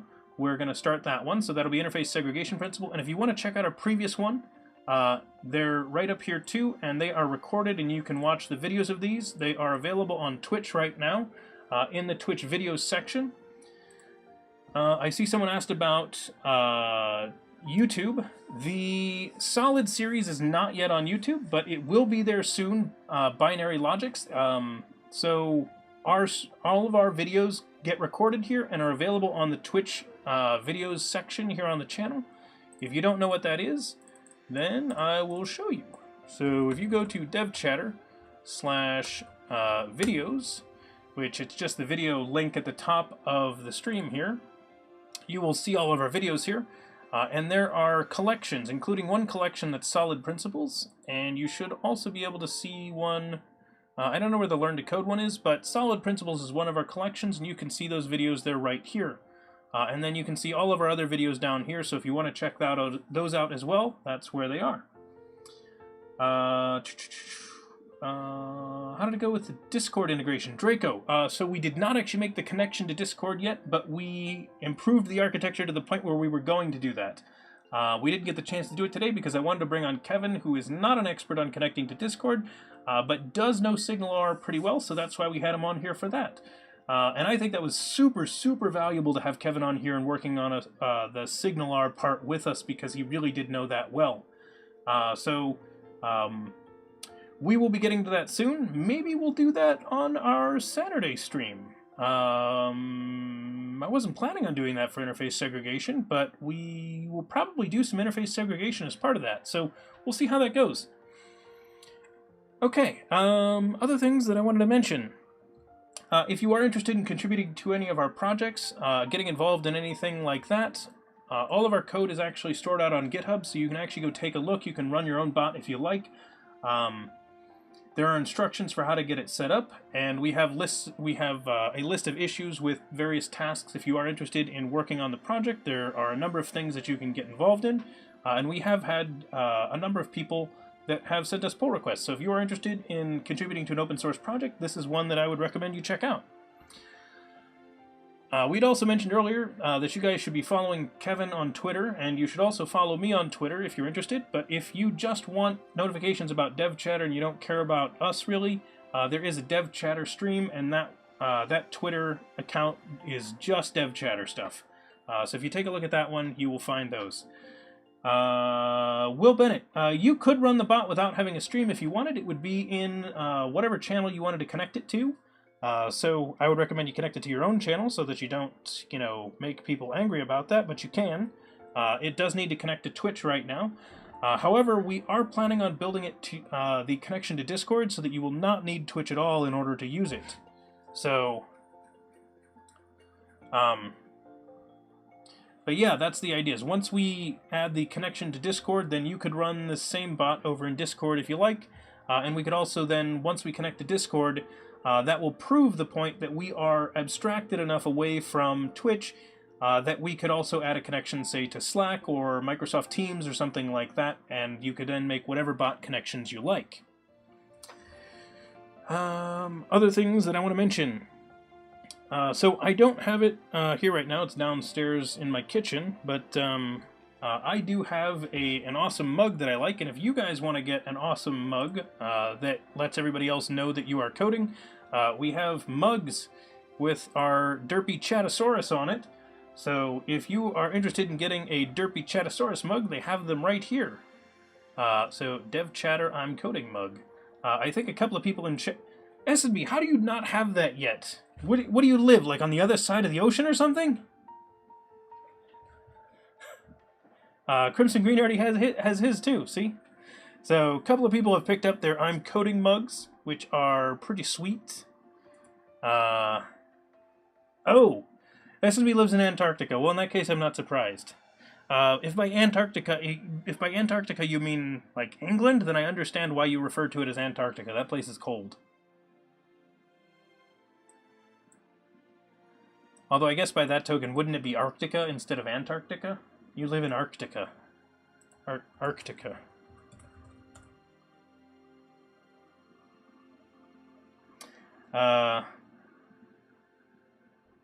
Yeah, so you ordered the extra tall one. Wait, there are penguins there? Oh, then you're in Antarctica. Never mind, you're right. Other things I want to mention. So, I had commented to people that I am planning as soon as they let me. So, right here, we have, like, ways of setting up our sharing session so that it can be read-only. So there's supposed to be ways of doing this, which I haven't dug into yet. And once I get that set up so that we can share this in a read-only way, my plan is to connect in all of our... I set a Patreon reward. I set a patron reward in Patreon for being able to connect to Visual Studio during the streams. So once they get us that, I am going to start sending out this share link. So to the people that are in that group, and then you will be able to connect into Visual Studio and actually follow along while we're coding, and be able to explore the code anywhere you like. So if I've moved to another file and you still want to see the previous thing we were looking at, you don't have to follow along just with the stream. You could take a look at your own stuff. So that's actually the cool thing about that. So if anyone is interested, there's information about our Patreon over there. And I'm also going to be adding a couple of other things there as well, because some people were wondering about, like, mentoring, and they were wondering how do I They were wondering, like, how they could get me to review their code for, like, the stuff they're actually working on. So I'm going to see if I can get some kind of a level on Patreon where that's a thing that might happen. Binary logics. You do not need to drink coffee in order to use a mug. You could always drink tea. Or you could fill it with pop. Or water. Or if you call pop soda because you're from not where I am, then you could fill it with soda. Don't drink coffee. Use a mug of tea. Exactly, Will Bennett. You can drink whiskey out of a mug. Yeah, there you go. Okay. Let's see, I talked about that and that and that. If you didn't yet, join our Discord. It's a place where you can talk to other developers that like talking about programming and stuff. It's a good group of people. We are nice. The only thing we're going to yell at you about is making sure that we yell at you to join the Discord, because it's awesome, and you'll like it. And we know that if we don't yell at you to join the Discord, there's a small chance that you won't do it. And we also are well aware that even if we yell at you, you probably won't do it, and you probably won't care anyway. But anyway, I want to thank everybody for hanging out today. I thought Kevin was a fantastic guest, and I really enjoyed having him on the stream. And I want to thank a whole bunch of people that that followed, that cheered, that got involved, that participated, that were chatting the whole time. I thought you guys were really awesome today. It was a very good stream. I want to roll my credits now, because we are going to wrap things up. Don't forget, we are streaming again on Saturday. So, Mr. Magoo, thank you for the biddies. Greatly appreciated. Crimson Green, S&B, Stoolpenner, thank you for moderating the channel. And a bunch of people for following, thank you. Nice list there. Greatly appreciated. Hopefully you all enjoyed the stream. We didn't have any subscribers or resubs today. So, yes, let me thank Brendonius for moderating. And then what else do I want to mention? If you don't know when our next stream is, you can either check down below and find the dates that our next stream is. You can also take a look in the chat and use the schedule command to ask our bot when the stream is, and pass in your own destination, your own location wherever you are, or wherever you're going to be during the next stream, and find out when our streams will be, and it will convert it into the correct time zone for you. Anyway, I've got some more stuff I need to do today, so we're only going to do a 3-hour stream today, even though Thursdays are the days that we start early, so we've been streaming for 3 hours 15 minutes, but obviously I normally would only be an hour and 15 minutes into a stream, because a lot of our streams start at 2 p.m. my time. But anyway, it was awesome. I really appreciate all of you hanging out, and hopefully you all learned something about either JavaScript, C# or SignalR today, or about the programming software development industry in general, because we had a pretty good discussion about consulting and various different companies staying up to date on code, and I thought it was a lot of fun. So take care, everybody. Happy coding, and I will see you on Saturday.